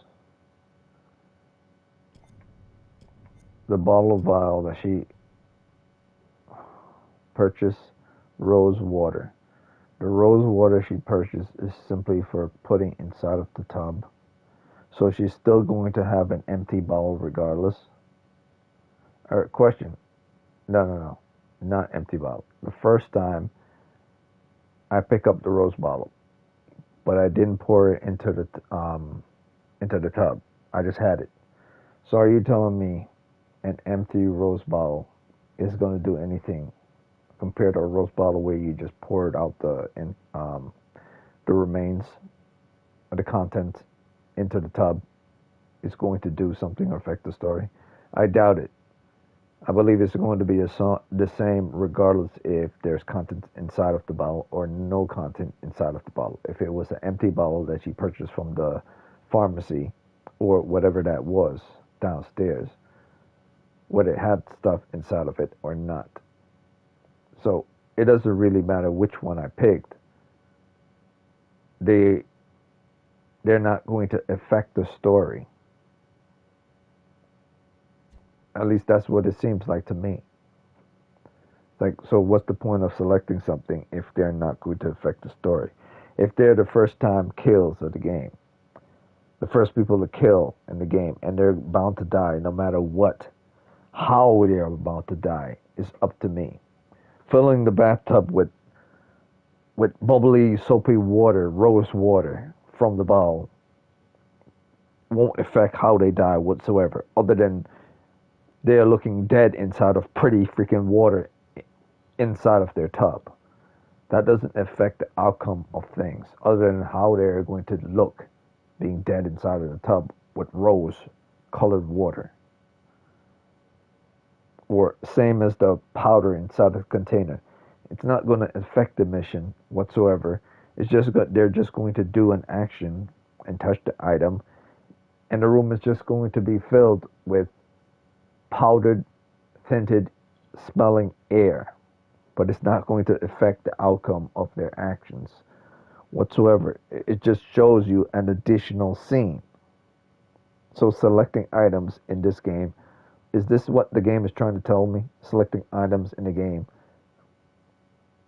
are sometimes going to not affect the story whatsoever. They're just to show more scenes. And what's the point of that? When I make selections, it should affect the story somehow. Just not just for presentation. Even if the character is bound to die, it should affect the story somehow.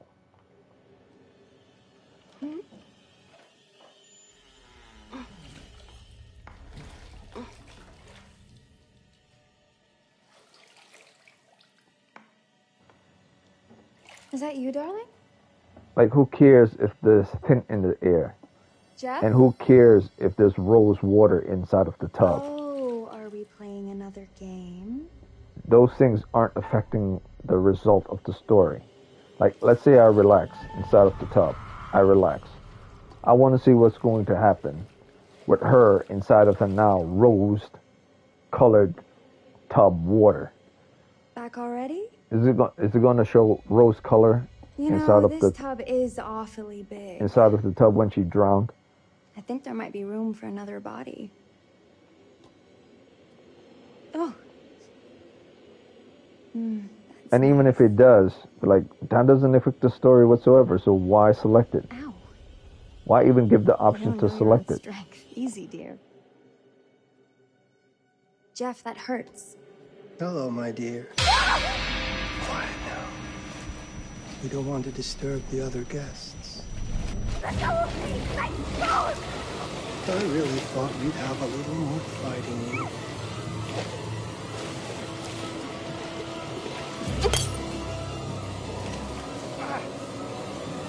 Jeff! Jeff!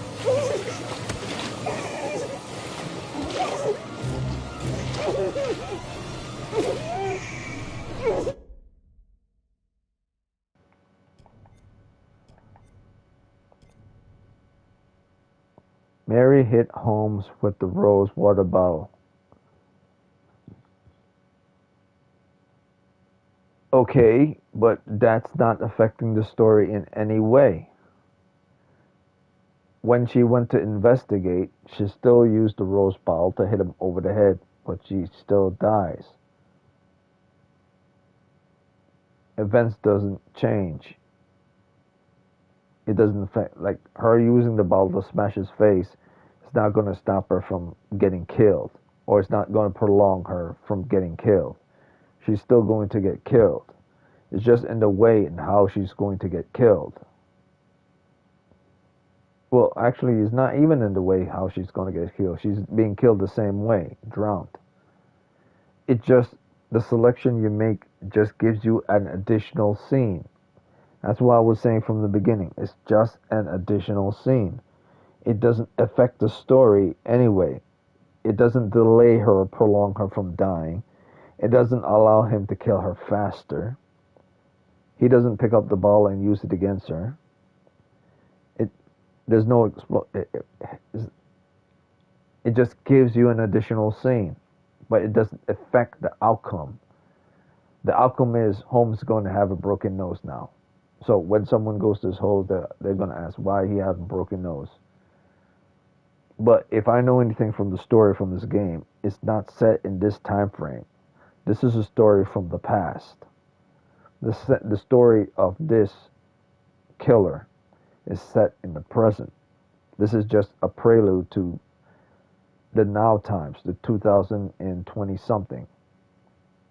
This is just a scene from the past. At least that's what I've read in regards to this. This has nothing to do with the current time frame. So what would a dead man or a man sentenced to death after he probably got captured way back in the days? How is that going to? Is there going to be another group of couple that are going to come into this building and then see him with a broken nose or damage to his face based on the decisions from what this girl made, what Mary made? I doubt it. The decisions to select items have to have consequences. Otherwise, they're simply there to add another scene. And if it's simply there to add another scene, it doesn't serve any purpose other than for you to see an additional scene. It has no meaning. There's no point to select something. Or, I mean, is this game seriously telling me selecting something and choosing between something is choosing between what type of scene that you want to see added towards the event of someone possibly dying and not dying? Is that what selecting an item has become now? Is selecting what type of scene I want to see added towards an outcome rather than I'm selecting an item to see how I could prevent something from happening or to speed up something to happen. Because that's what's going on here in this game. Selecting items is not to prevent or to speed up something. Selecting items is just to see additional scenes. There we are. Nice and quiet.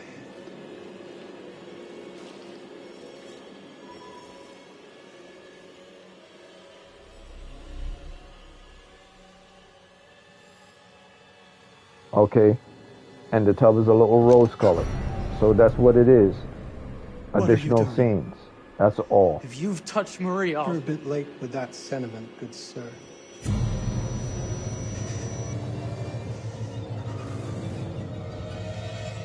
Is there a problem, sir?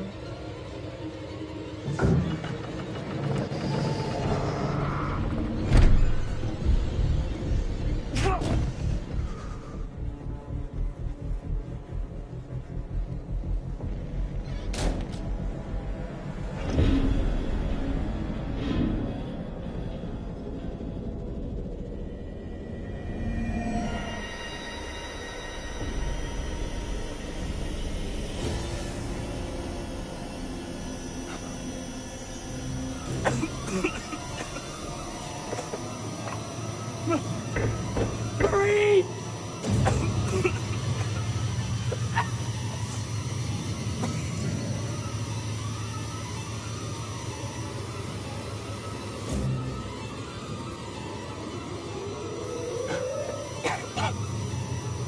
God, no.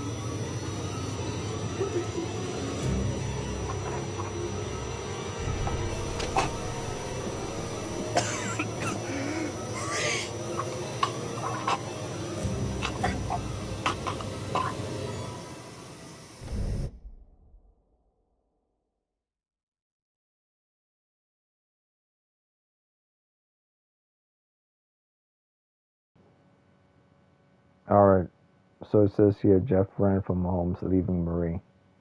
Well, when Marie was being slashed, Jeff ran from her.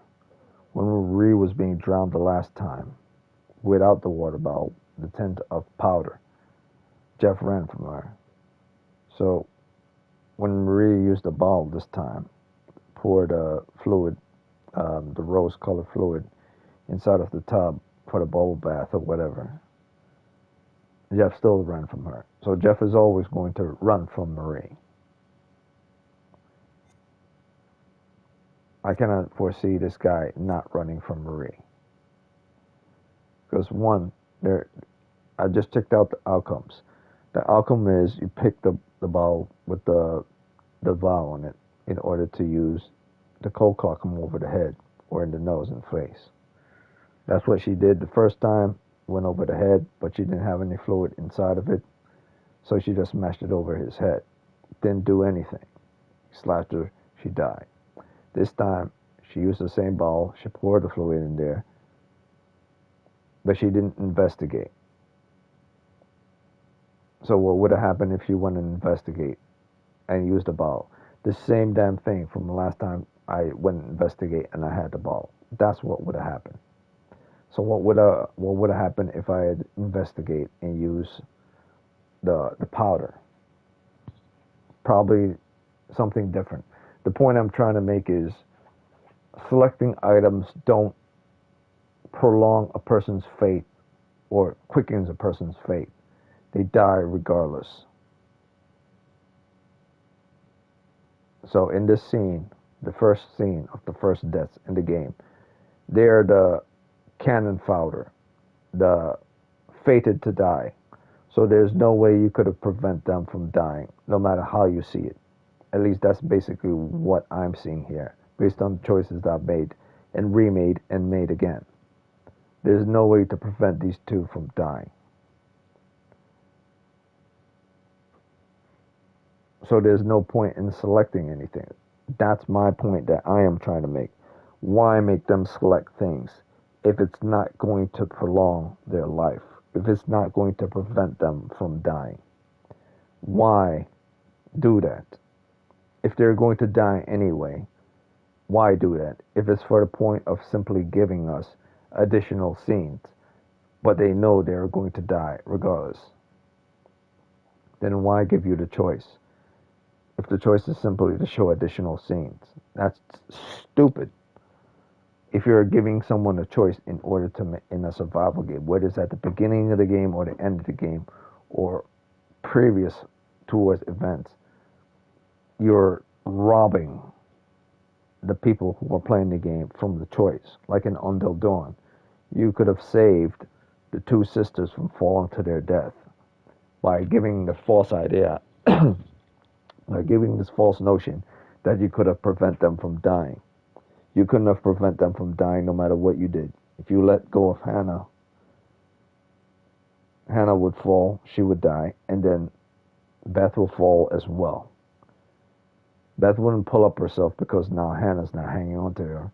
The game forced Beth to fall to her death.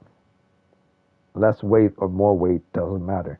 They were fated to die no matter how you see it. So why give the options of trying to make it feel like there's a reason to save them?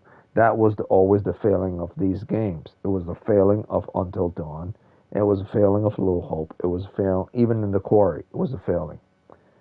Don't give options if it's not going to result in anything.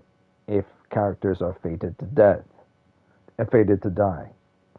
If you're assuming, yes, I could save this person, if whoever's playing the game is assuming, yes, I could save this person, then that becomes an option of probably you could change their fate.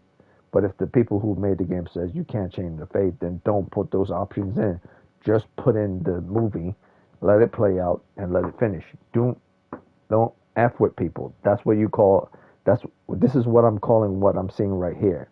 This is calling effing with your audience. And they didn't learn their goddamn lesson since the very first game. And this is one of the reasons why Supermassive, no matter how much they're good at making these type of movie type games, haven't gotten certain budgets to make even like great, like super awesome games. Why? No matter how good they are at this, they can never go beyond a certain point. It's the reason why Until Dawn is still their best game, and it's the reason why there are still to this very day, no other game they're better than Until Dawn. The closest game that comes close to Until Dawn was The Quarry, the closest. And Until Dawn came out years ago, almost a decade ago, I believe. Probably more than 10 years ago. Or no, not so. It's around the time frame. It's in 2010s. What I'm trying to say is it's been more than 5 years, more than 7 years since that game I believe it's been almost 8 years since Until Dawn came out. 8 or 9 years. And during that time period, they still haven't learned their lesson. They still don't realize that it's not a good idea to give a false sense of hope if you're going to create characters that are going to die nonetheless. Why do it? Just let the movie play out, the movie version in the game play out, and that's it. Don't give them options to make choices if the choices don't matter into shaping the narrative of whether they live or whether they die. It's just giving the choice so you could see additional scenes. Like, who gives a fuck about the additional scenes if the character's faith cannot be altered or sped up, if they can't die in a more interesting way, or you can't prevent them from dying? The girl gets choked out in the tub. The girl gets slashed to death. That will always be her fate. She either gets slashed to death or she gets choked out. She's not going to get choked out in a different way. She's not going to get slashed to death in a different way. She will always be choked out in the tub. She will always be slashed after she's outside of the tub. It's going to be the same result regardless. You know, if she is all of a sudden, I'll be surprised if she gets choked out outside of the tub. Now, the logic of this that makes more sense than anything is that the same result will always be the same. He will always die inside of the little seal room, and she will always be either she choked out or she slashed. Either inside of the tub choked out or slashed outside of the tub, based on whether you choose the powder or based on whether you choose the bottle. One or the other. So it's basically you're making selection for certain items to see a different way they're going to die. But you're not preventing them from dying or speeding up in a different way how they're going to die. He's not going to all of a sudden, you know, cold clock her over the head, then choke her in the tub. You know, he's not going to do that. He's not going to change how he's going to choke her in the tub. He's not just going to, you know, put a bag over her head or something like that. And him, for the gassing guy, he's not just going to, you know, follow him and lock him in the gas room. He's not going to do that. The guy's always going to run into the gas room. Deaths aren't going to be sped up or they aren't going to be prevented. He's not, our main guy here, he's not going to try to go into the room to see what happened to his wife and push past Mr. Holmes. They're not going to do that. It's always going to be the same thing. His dumbass is going to run into that room, and he's going to die in gas, and she's going to die one of two ways, choked out or slashed, based on the two items that she selected. Because those are only two things that she selected, the two different ways she was going to die. Plain and simple. He's always going to be gassed because he was never given an option. Am I playing a game for scenes or am I playing a game for choices? Doesn't seem that way. And what I'm saying is, yes, they are the beginning kills, but we're way past the Until Dawn days.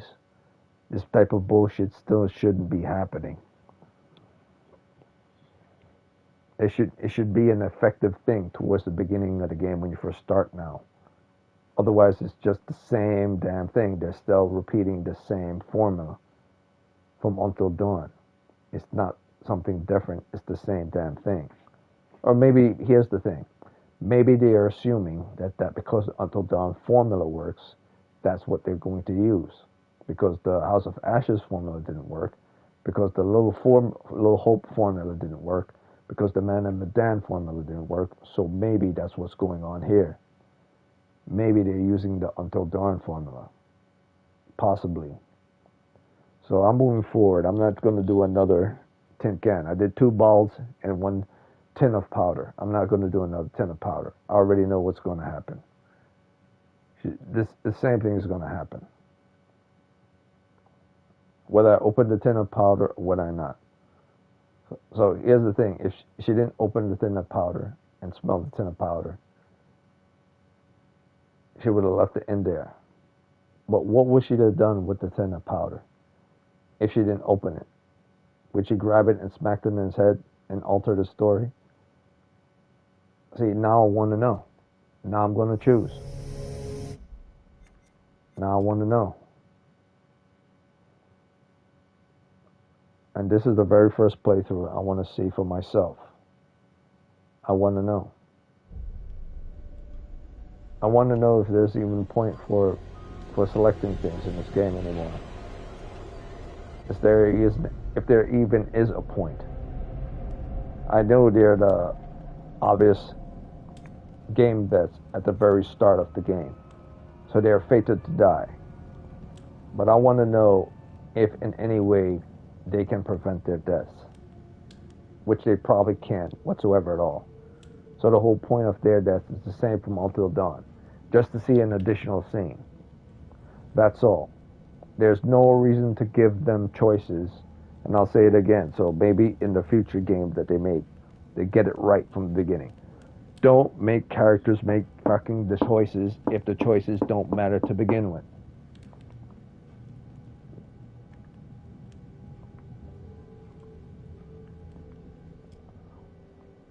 This will be my last try at this from the beginning. I'll say it again. Don't make characters make choices in the beginning if they're not fated to follow up in those choices. And also if they're fated to die, regardless of those choices. If there's not an outcome from those choices that's possibly going to be important towards the story moving forward, even after they die, then it's pointless. It has to serve a purpose. The wheel Otherwise, is it's just 264 feet, Jeff. Can you imagine it? I'm attempting additional to. content being showed. I bet you can see for 100 miles at the top. We should make that our first priority. Whatever pleases you the most. You please me the most. You mean you are not weary of me after an entire day of marriage? I will never be weary of you. I shall hold you to that, my dear.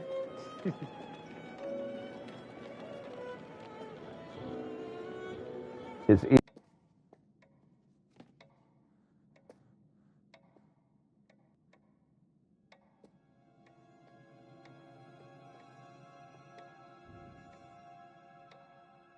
Well, this does not... That's my Marie. Always finding that silver lining.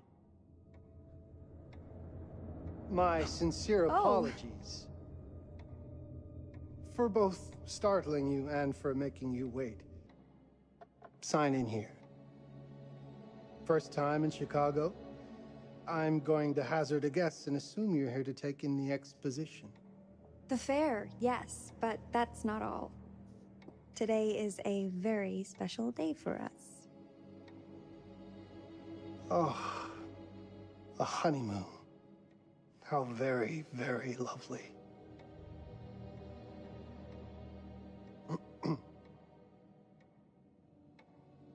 Perhaps my wife, Mrs. Whitman, would like... In order. A honeymoon suite it is. Oh, well, are the rates that much higher? I think nothing of it. The same rates as your regular room. The upgrade is on us. You're our first honeymooners. How kind. Thank you, Mr. Holmes. Henry Howard Holmes. You have a lovely hotel, Mr. Holmes. Well, thank you very much. I designed and built most of it myself. You're an architect, then? Architect, designer, builder, doctor, artist. I'm a man of many interests. Impressive. Please, have a look around. We have sundries and gifts at the pharmacy counter. I'll take your luggage up to your room and ensure that everything is in order. Just make a note if you decide to purchase anything, and we will add it to your bill.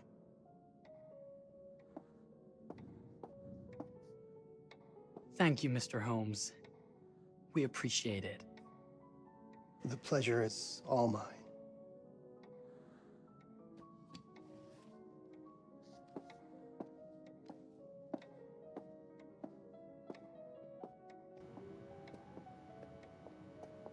Oh, okay. So there's a pharmacy counter and a jewelry counter, and they could make a note and they'll add it to their bill, but there's no one there. So even though these people can select What items, did I forget to bring? even though they can select items, it doesn't matter because there is nobody there. And nothing's going to be added to a bill because there's no one in the building. Yeah, these people aren't too bright. Like, even way back in the days, Pardon me, miss. just assume that Careful, you. My husband gets awfully cross. like when everyone's you on act vacation fresh. or something, He sounds like and a just right one fellow. guy, How's the one guy marriage is going? managing the building. Lovely. Thanks for asking. Well, let's just head up. I'm sure the room is ready. See anything good over there at the jewelry counter? Anything fancy? Wouldn't you like to know?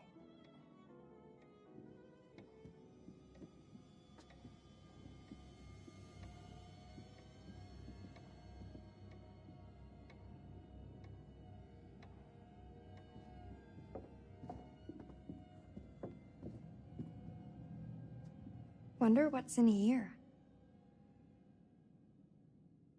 I'm starting to think I've gone and married a thrill seeker. Ferris wheels? Forbidden rooms? Are we looking for excitement? Perhaps.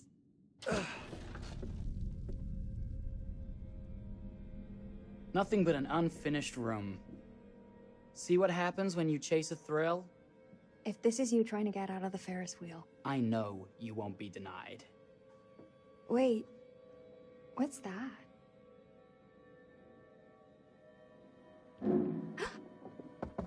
Don't move.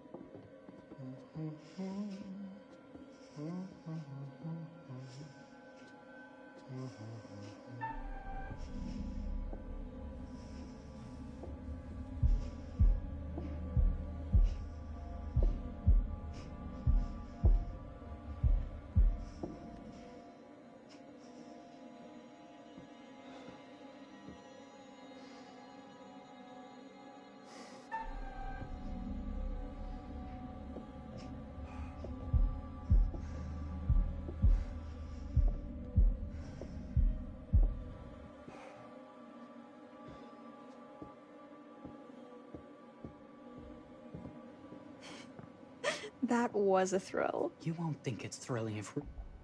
And there's another one. The breeding thing is part of the tutorial to tell you how to do stuff. The selecting stuff and the making decisions is part of the tutorial. These two deaths are simply part of the tutorial. It holds no consequences. Even if you get caught by the guy Holmes, nothing is going to happen because they're part of the tutorial death. So the decision to have breeding there won't be any consequences to breeding. There's no point. It's just a beginning tutorial. There's no relevance to the beginning tutorial. Why put it in there if there's no purpose for it to serve other than to tell you this is how it goes? Or consequences for doing it. There's no consequences. They were caught. The guy was upset. Boom. They select things from off of a table. You get an additional scene. Boom. There's no consequences to anything at the beginning that's of the scene. So there's no real reason to make a tutorial associated with people who aren't going to live. Tutorial should be based on characters who are going to survive, not those who are going to die. You're sleeping on the street after getting kicked out of here. Let's go. Unless you're sadistic that way, you like to see people die as part of your tutorial.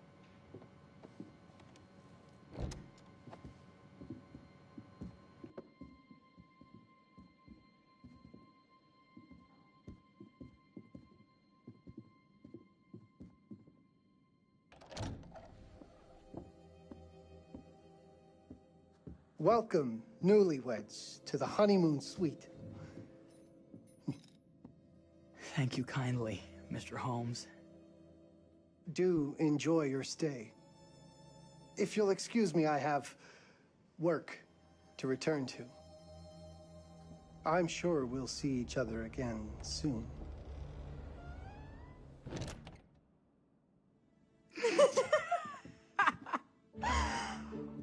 Goodness, this place is fit for a king.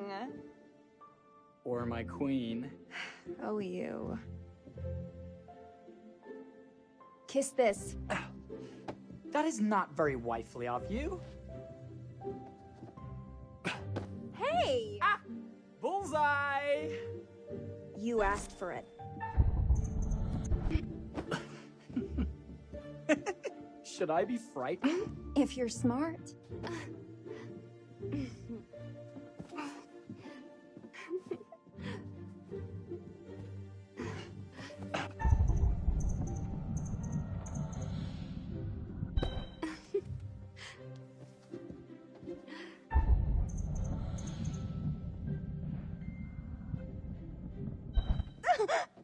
I give up. Victory! Yeah. You cheated.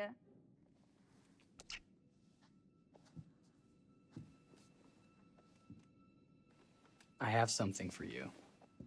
Are you going to throw it at me? No, an actual gift.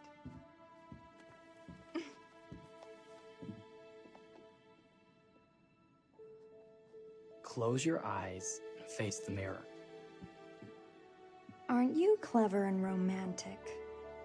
If I get a pillow to the face, I will sock you right in the kisser. Is there a problem? No. Open your eyes.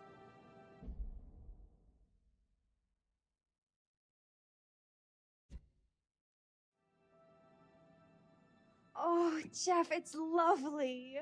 I love it. Good! Victory is mine. I'll let you have that bath now.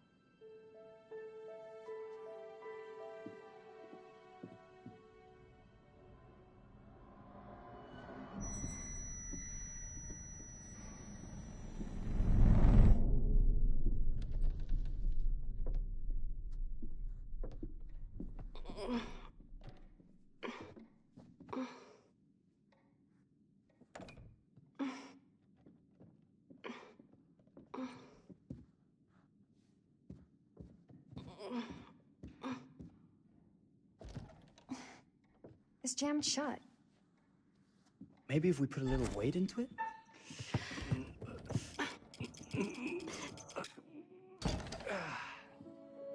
Open sesame! Thank you. Why don't you have a shave while I take a quick bath? Then we can reconvene. I know that word. It's French for something illicit. Shush. Shave. I think I forgot to pack my razor and kit. I'm sure the pharmacy downstairs has them. Don't be too long in that bath. Don't you worry.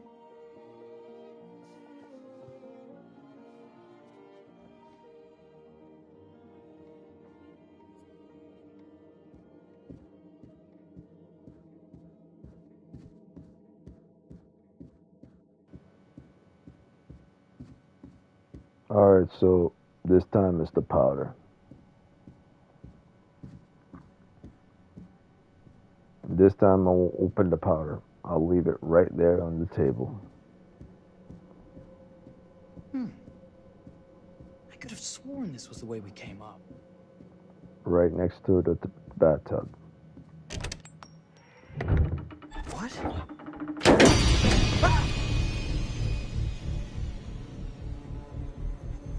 my god. Hurry!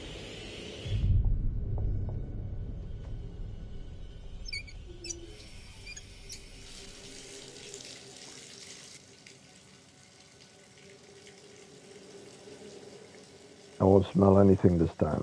I'll just leave it right in the inventory. I'll let it disappear. And see what she does this time. And this time I'm going to investigate and see what she'll do with the powder.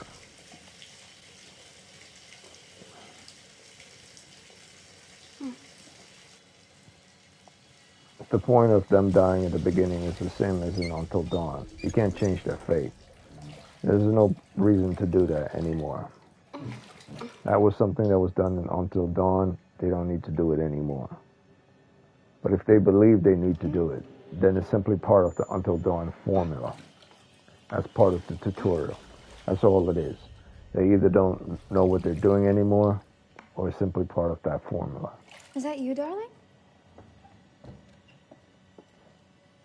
Jeff?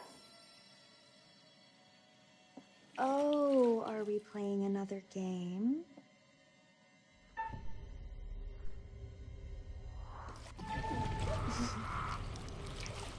Okay, Mr. Sneaky. You can't sneak up on me, Mr. Holmes. Hello, my What are dear. you doing in here? Jeff! I don't think he can quite hear you. Stop! Get away from me! But I'm not finished yet. I said get... Don't fight it. Will only hurt more if you do.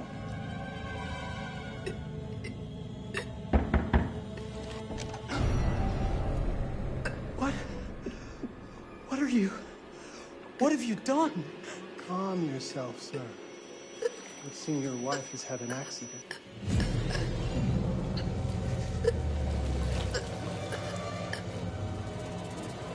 Is there a problem, sir?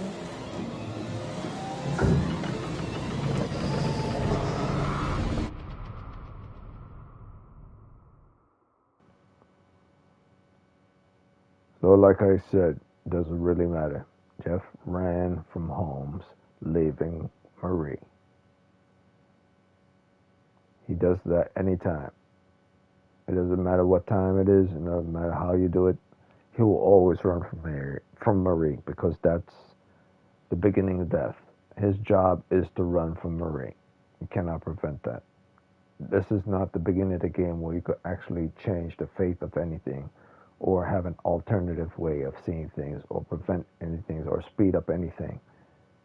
Their fate will always be the same way. Either die in the tub from being sliced to the neck, or die in the tub from being choked, or being gassed. That's how it is. So it doesn't really matter what you select. They will die regardless. And all you're going to be offered is an additional scene. That's pretty much the beginning tutorial. To offer us scenes. No purpose for actually selecting anything or to do any QTEs, because it bears no relevance or assistance towards their faith. So this is either the Until Dawn formula that they're using, or they still haven't learned their lesson since then.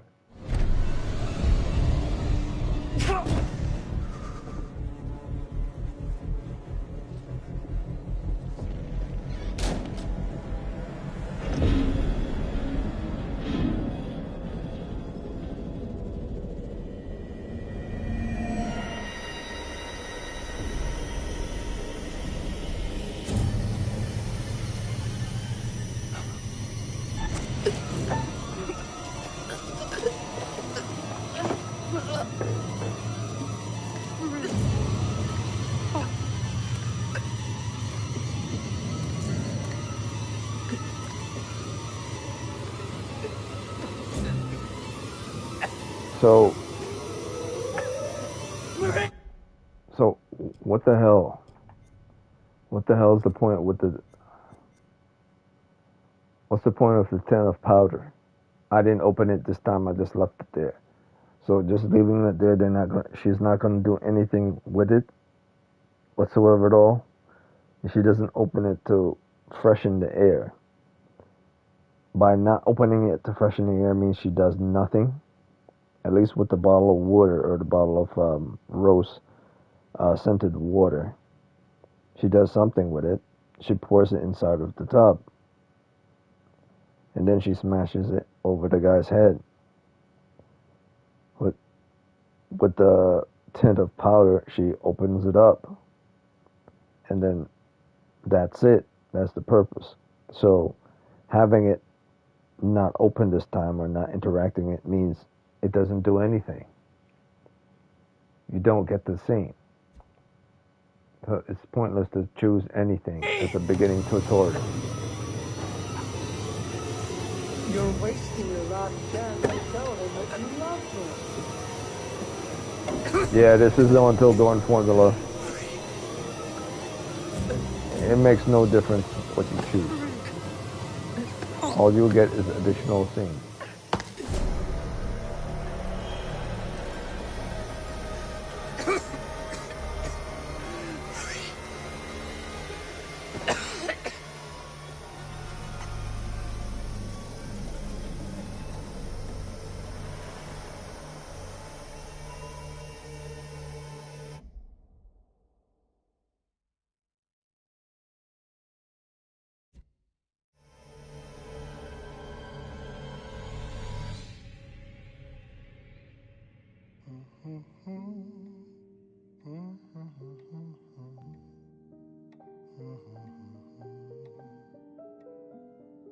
A place for everything.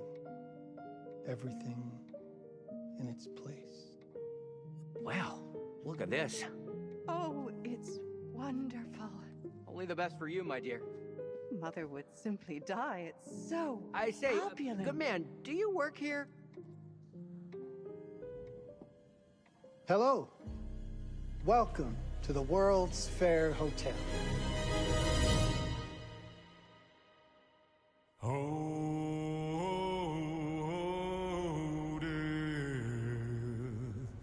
And here we go again. The shitty intro of Dark Pictures Anthology. The WWE intro.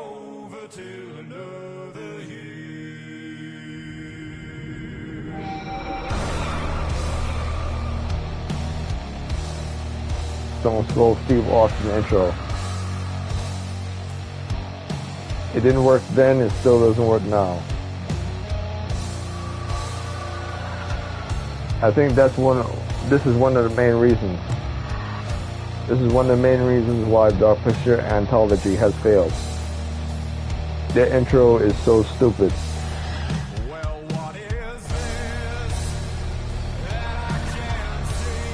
The whole rock and roll intro doesn't work. Then and now. Anyone who thinks otherwise is weird as fuck.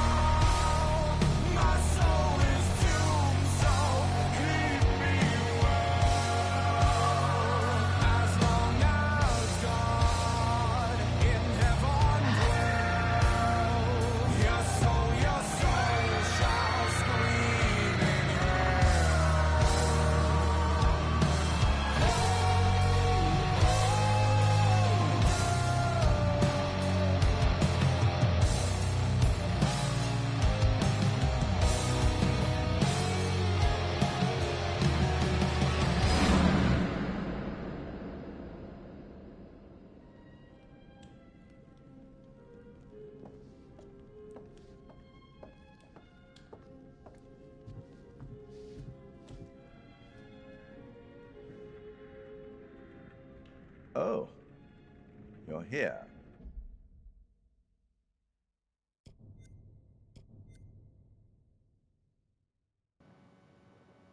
Okay, so I'm going to stop it right now, and tomorrow I'm going to continue it with the Curator. I wanted to see the many deaths at the intro, the many different ways to die, and how I could prevent those deaths. You can't prevent them. whatsoever at all. They're the beginning deaths. They're the Hannah and Beth. They're the fool you, trying to save one or the other. It doesn't matter. This is the Until Dawn formula here. And they haven't learned their lesson since then. And what I meant by that is that they give you items to look over, but you really can't look over it. You either select it or you don't select it. Oh, there is no don't. You're only given a choice to select one, so you have to select one. It doesn't tell you what the item is. It doesn't tell you what its purpose is. You just select it. And since it's the beginning tutorial, it doesn't give you any additional information. So, fated deaths and prevented fates is not part of the tutorial. Same as in Until Dawn. They were meant to die. Same as in all the other Dark Pictures games, or any of their intro first deaths. It's that, but the main difference is one thing. They still haven't learned their lessons when it comes to making choices and selecting items. I understand holding people in quick time events and holding your breath quick time events. Those things make sense to a certain point because they're trying to tell you how it works. But when you're choosing items to effectively show that it could possibly prevent or enhance a scene, and that's not what happens, then there's no reason to include it. They didn't include that in Until Dawn. I should make myself completely clear. They did not include that in Until Dawn. The quick time events between Hannah and Beth, that was included. The same thing in Little Hope. And I don't believe that it was the same way in House of Ashes either. You were only supposed to decide whether someone survived or someone lives. And based on your decision, you get an additional scene. But it wasn't a decision based on selecting items to decide whether more scenes happen or not. So I believe this is the first game, Devil in Me is the first time they actually introduced selecting items to choose that would possibly affect the fates of one or the other person. But it didn't affect their fate. So this is the first time this stupidity has probably popped up. But I don't believe it's the first time. I believe this has been a thing since the very first Until Dawn. They just decided to go out and explore it much wider. Rather than make it just QTEs, they decided to now implement the fact of you selecting items. And they believe that, well, selecting items is part of the tutorial of the game, so you have to know about that. But having consequences towards selecting items is also part of the game, but there was no consequence. So that's a failure. So yeah, I'm going to continue this tomorrow, and hopefully the story is great so far. I like how the story is going. I still don't like the stupid-ass Curator intro, like it's something straight out of WWE from since the first Dark Pictures Anthology, Man of Medan. I didn't like it in Little Hope, and I damn sure didn't like it in House of Ashes. And I still don't like it here now. Like, who in their right mind thought it was a good idea to include rock and roll with regards to dying and death? Like, that stuff only works when you're doing, like, WWE stuff. Like, it's a party or something. Or like, I mean, if you're going to go rock and roll, it has to fit within the whole death theme. That didn't sound like anything like death whatsoever at all. It sounds like someone trying to do death in that music, but failing gloriously and hilariously at it. And the worst part about it is, the people who've made this game realize they can't undo it because it's part of an anthology. That's how you know they fucked up bad. They didn't attach it to something like The Quarry or like the Until Dawn or one of their previous games or to a game not affiliated with the anthology, they attached that stupid ass song with regards to consistent consecutive games. So you have to hear it in every single one of the anthologies. And they cannot undo it, because if they undo it, it'll make them look stupid for undoing it, because they realize it was bad. So they just left it there and said, screw it. Fuck it. They have no choice. Like, yeah, you have no choice. Some dumbass thought, some retard came to you and thought, oh, what would be a good idea for an intro to a Curator? Freaking rock music. Like WWE rock music. Fucking morons. Well, that's it for this video. The story is good. For an intro, is it better than the intro of Until Dawn? Well, let's look at it. Hannah and Beth and a group of friends were inside of a cabin.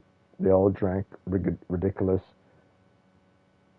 They all decided to play a prank on Hannah. Hannah ran out into the snow. Beth chased after her. They both fell off of a cliff after running from someone who they thought was the killer. That's how that started, and that's how that ended. This one introduced two characters walking down the street who just got married. They walked into a hotel. They checked into the hotel. They met the guy. They got to their rooms, introduced their rooms, went on a little adventure around the building in a private area, then decided to relax, and then one went off to get some shaving stuff, and the other one went off to take a nice hot bath after they had a nice little pillow fight. And during their honeymoon, one is taking a bath and one is returning or going to get shaving stuff from the pharmacy. Mr. Holmes showed up, killed the girl, and then as he returned back, after he realized there's a trap door with spikes below, that's dangerous. There's a trap door in this place with possibly a dead body. I'm pretty sure I saw a dead body. Runs back to the room to say that this place is dangerous. They got to get the hell out of here. Realized by the time he made it back, his wife was already cut up, and he's about to die because Holmes is right there. So he dies from gassing. She dies from bleeding out from being cut, or drowned, depending on your scenario that you chose, based on the stupid ass selecting between two things that are pointless. And that's how that ends. Is it better than how Hannah and Beth died, falling off a cliff? It's not as brutal as them falling to death and cracking their bones. But is it more tragic because they're both a married couple? Not so much.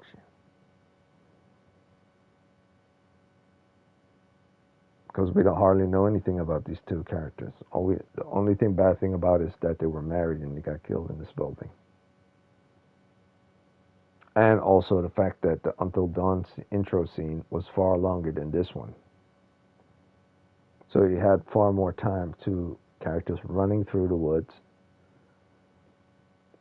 monster chase after them, cliff, fell off the cliff, shish bang boom, damn.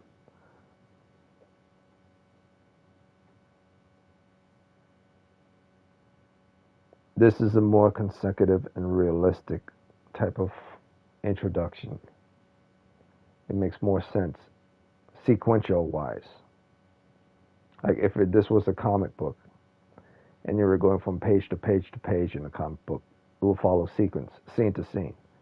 Walking down the street, two couple, both say they're going to a fair. Fine.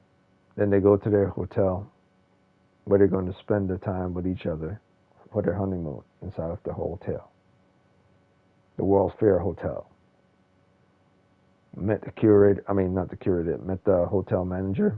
Turns out to be a murderer. You sign in, next scene, flip the page to the next comic book page. Find a private area, a private room. After investigating, they didn't decide to pull the cover over the thing after they investigate whatsoever. So what was the point of them investigating the room? Quick time event, heavy breathing, didn't get caught, left, flipped to the next page. Next comic book page shows them inside of a room with their nice little honeymoon suite, having the nice little pillow fight, and then him putting the necklace around her. But to the next page, him walking through saying he's going to go and get some shaving cream. She telling him she's going to take a bath. She goes to take a bath. He goes to walk down the corridor. Flip to the next page. He finds a trap door, spikes. He runs back to the room. We see her next inside of a tub. Then we see Boots or person behind her. If it's a drowning scene, if it's a slashing scene, we see her exit out of the tub. And then boom, Holmes is there. Flip to the next page. She gets killed. Next page, slash up or drown depending on the situation. He gets to the room. Her husband opens the door. Holmes is there. He tries to get out of there. He leaves Marie. Goes inside of a room. That's not really a room. Like it's a nice little corridor within the walls. Turns out it's not a corridor in the walls, and gas starts spilling out. Switch to the next page. He gets gassed. He starts to die from being gassed. She's not completely dead. She crawls out of the tub. They both end up with their hands on the wall, showing their wedding rings. They both die. Boom, boom. Switch to the next page. Holmes is downstairs, putting the ring back inside of the case. Another group of people come in there. And then it says, welcome to the Fair Hotel. End of comic. So sequential wise, everything that happened in this video game story is much more fluid than that of Hannah and Beth in Until Dawn. Whereas it starts off with them drinking down the table. You know, Beth goes looks for Hannah. The scene switched to Hannah. Hannah's in the room being bullied by people. She runs out of the room. They all of a sudden, the next scene is them all running through the door, telling Hannah it was just a prank. Beth meets them, calling them jerks. Then she runs off into the wood. So the difference between this game and that game is that there are huge chunks.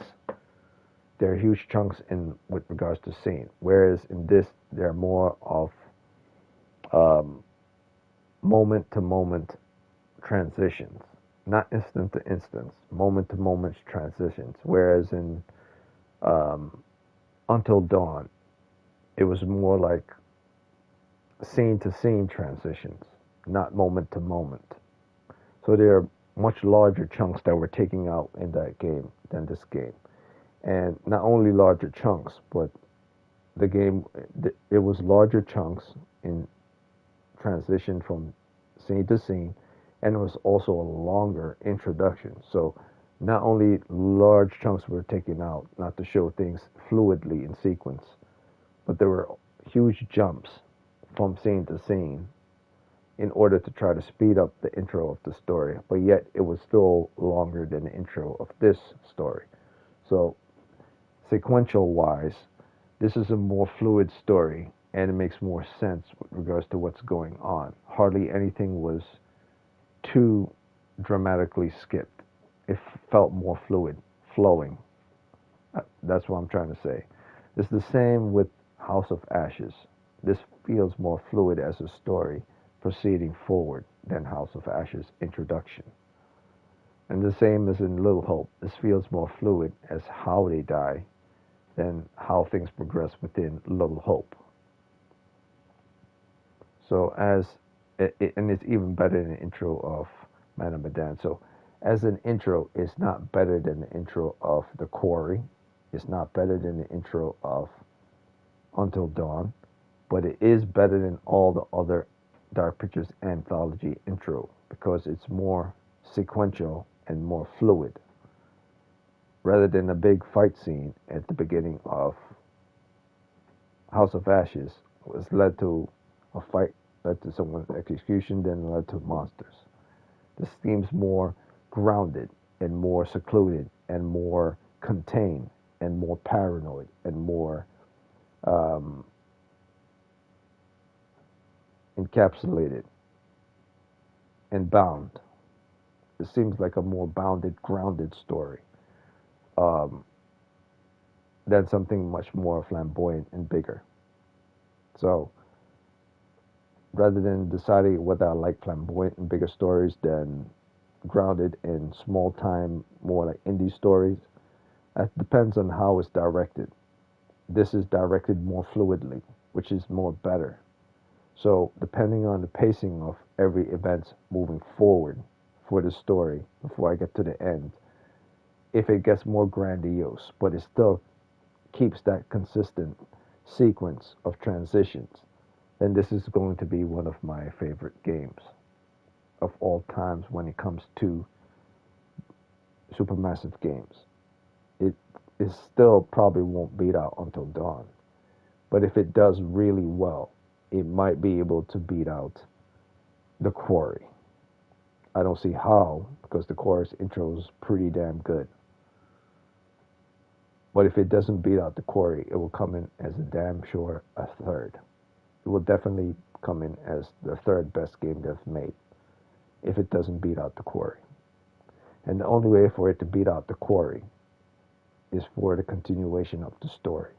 Not the intro, but the sequence of transitions, reveals, characters, motivations, and of course, relevance towards selecting items and how they prevent or to speed up certain deaths. And of course, the kills. If the kills are weak, then the game is weak. Because the kills have to be good. It has to be like good glory kills, like in Doom, or in like Friday the 13th video game. They have to be good kills. They have to be creative kills. They have to be unique kills. If it's cheap, pathetic, ridiculous, not like Scream 3, like the movie Scream 3. If the kills are like Scream 3, but they're not like Scream 4, I doubt I'll get anything out of it. The kills have to be like Scream 4 level for me to get something out of it. If it's like Scream 3, then it's boring. The kills have to be to the level of Scream 2 and Scream 4. Because those were the best kills, in my opinion. Yes, Billy and Stu did some creative kills, but didn't elaborate on how they do the kills as much as Scream 2 did. Scream 2 had creative kills, more than Scream 1 did. Scream 3 thought it had creative kills, but technically was just following the same formula of Scream 1. Scream 4, on the other hand, took it to another level by showing people getting gutted and killed in quite unique ways. And Scream 5 elevated just slightly above, but not as much as Scream 4 did when it comes to the brutality and how kills were made. To this day, I believe Scream 4 and Scream 2 have the best kills of all the Screams. I mean, Drew Barrymore's death kills was probably the best death kill in the very first Scream. But other than that, how people were killed in the second Scream and how people were killed in the fourth Scream was what kept that genre alive. If Scream 4 didn't do good, I doubt they would have decided to continue and made a Scream 5. Scream 4 kills were very good, and that's why I continue. I believe that's one of the reasons why I continue, because Scream 4 kills was very good. Scream 3 kills were as good as 4, and Scream 3 kills weren't as good as 2. Scream 2 and Scream 4 kills were probably the best kills in the genre. That said, the kills in this game have to be better.